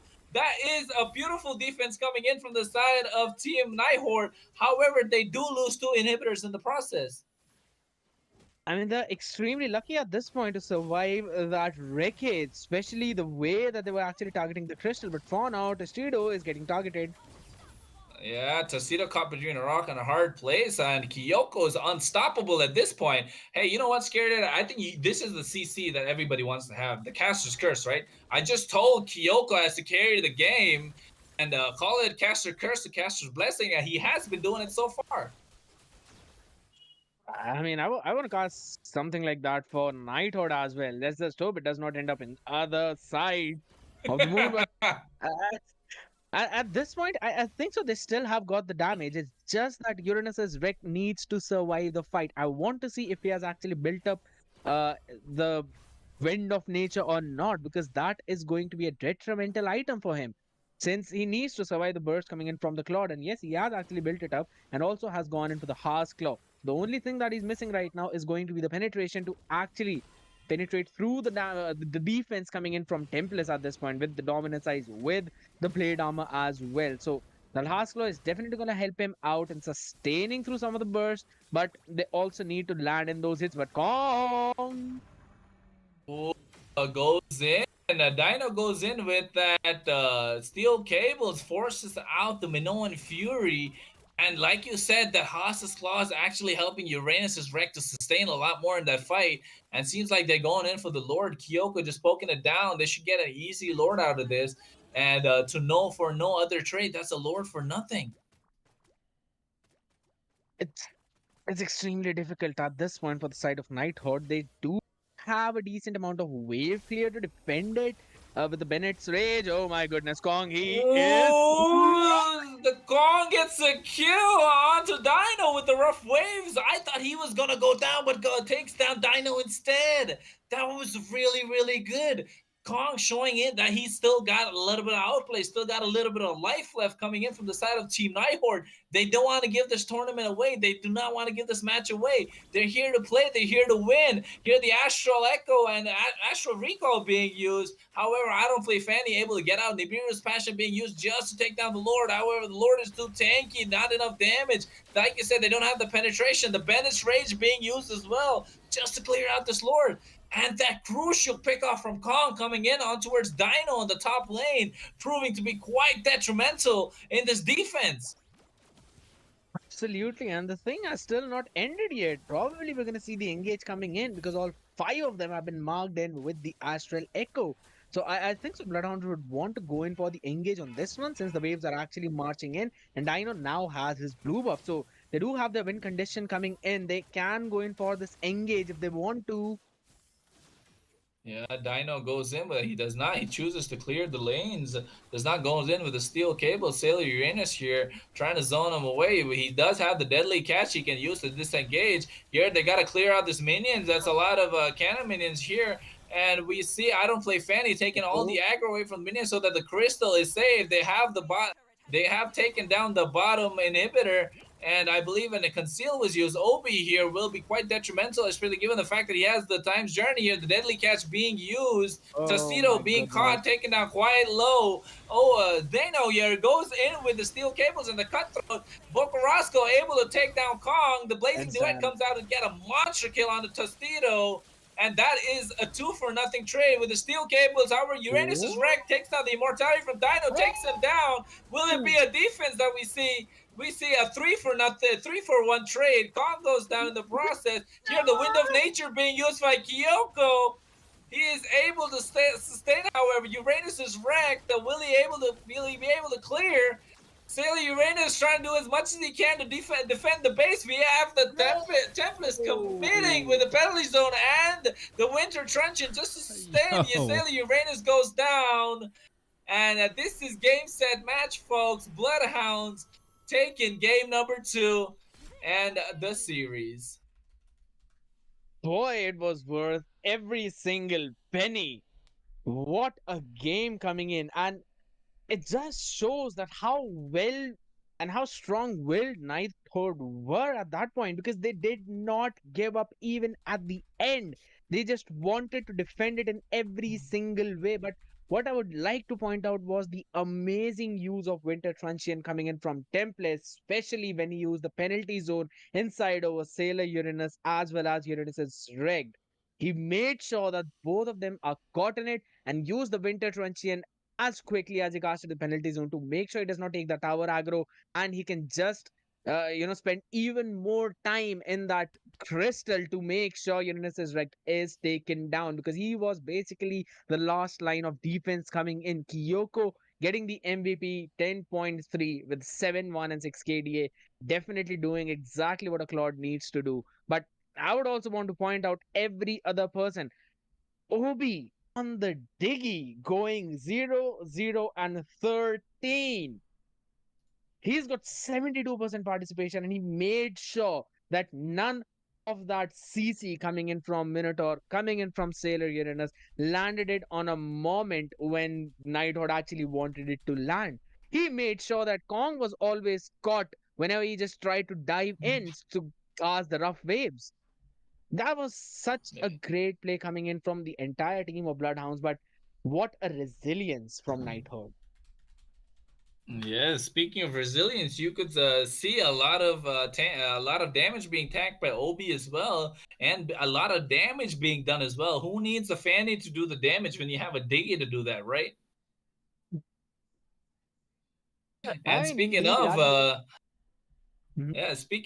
this is the game. The winners being Bloodhounds, who will go on and move on further into the tournament.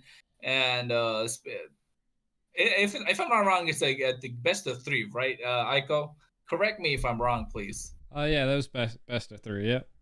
So. Well, hey, and we have the man Aiko is gonna take over for now. Yep. Thank you guys for casting. Do you guys want to since my stream and everything hasn't like actually met you guys or seen you guys cast before, do you guys want to like give yourselves like a personal shout out? Just introduce yourself. Hey, scared yet? Go ahead. All right, I guess I'm gonna do the job that VZ does, but that was basically it for the games of today. It was Bloodhounds winning it in a 2-0 fashion, and the Ohio Brothers just before this one up against team the No Logo. Ohio Brothers winning it in a 2-0 fashion. Yet it was basically a 1-0, and then the No Logo, they were not able to show up since they called in their sub, but they were timed out, so they had to forfeit the game. But it was still an amazing match one that we saw between these teams. So these were some amazing games coming in from them. We still have 2 more games. That would be tomorrow, though. The same time coming in between Apex Predators. They would be up against Ignis Esports, while the next one would be between the Simpsons taking on none other than BTK. So you guys would definitely want to stay tuned and join in tomorrow as well to watch these teams play. A big shout out to Kronos, to Aiko, Rem, and Yue, and everyone who showed up today to cast. That was amazing to do the stuff and the casting with you guys. Had a lot of fun, and I'm not just losing words, so definitely just want to end the stream at this point. Thank you. It's all right, scared yet. Let me tell you this, guys. I don't know if you probably know this or probably don't. Scared yet? Myself, Kronos, we both are from India. We're trying to get into Mobile Legends NA scene, trying to be casters for it, trying to go casters everywhere, trying to do the best we can, not only for the Indian community to make to shine ourselves as well.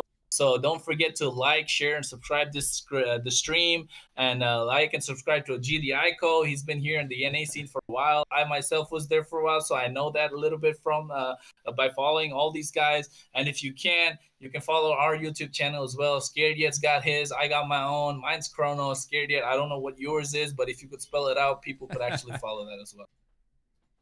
It's fine. We'll just add it in the description next time. Hey, definitely. I'll be streaming this tomorrow and everything as well. So hopefully, if I'm not too beat from streaming the 8-hour Russian MLBB tournament, we'll get it to look a little bit better. We'll get you guys on camera if you guys are going to be here again. Have fun with that, by the way, G. Yeah, you should. That's the big W, bro. That's a big W. Yeah. Well, we'll get it. Thank you guys for casting. And we'll see. Are you guys going to be here tomorrow? Yes, sir. All right. Well, I'll see you guys then. And I'll talk to my stream here. All right. Thank you for having us, Aiko. It's been good. It's been fun. It's been real. All right, chat. What's up, guys? I wanted to give you a little bit of a lowdown of kind of what's going on. Wheezy, I think, went on vacation or went traveling or something like that. So I'm kind of like taking over a little bit of the top 8 Night Horde X mobile Saint Saiyan tournament here. My cat's attacking me. And what's happening is tomorrow is going to be BTK versus the Simpsons, and then Ignis versus Apex. Hopefully I'll get something posted up here. Dude, I got all the animals. Like Atlas is here. What are you doing, buddy? What are you doing? What are you doing, dude? You like your little chin scratches? What's up, buddy? How you doing, dude? He likes messing with the cats, man. What's up, brother? What are you doing? BTK will be playing tomorrow, and I'll get it posted. But I can kind of. Ignis is I kind of do have a farm. But those are the games tomorrow. Like I said, I'm gonna get a post up and everything, and we'll do a little bit better to get maybe hopefully some graphics or something I can mock up for this. So we'll see how things go. But yeah, until next time, we'll be calling it. Ritz, you came in like right at the end of it. I was kind of only streaming this tournament, and then I'm gonna be going to work out, and then probably take some ZQuil so I can possibly sleep for my casting in the psych games number 9, I think. Like the prize pool is like 33K. It's like hosted in Moscow, Russia. You just got off work? Oh, jeez. You see my white cat? Ooh. Oh, she's a fighter. She doesn't like the big German Shepherd.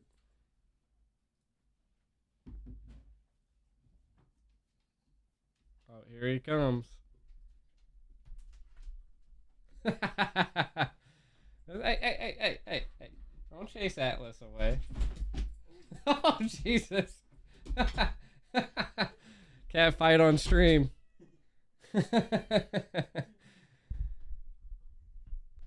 You missed chicken stream too? Yeah, the cat's just wild. Look at him. She's ready for a fight.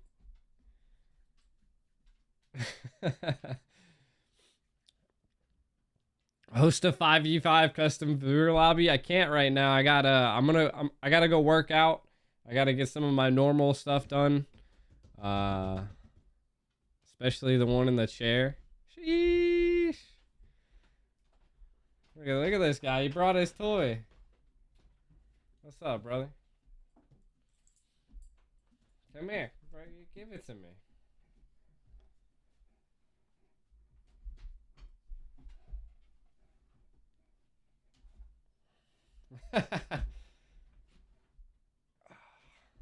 Ritz with the Riz.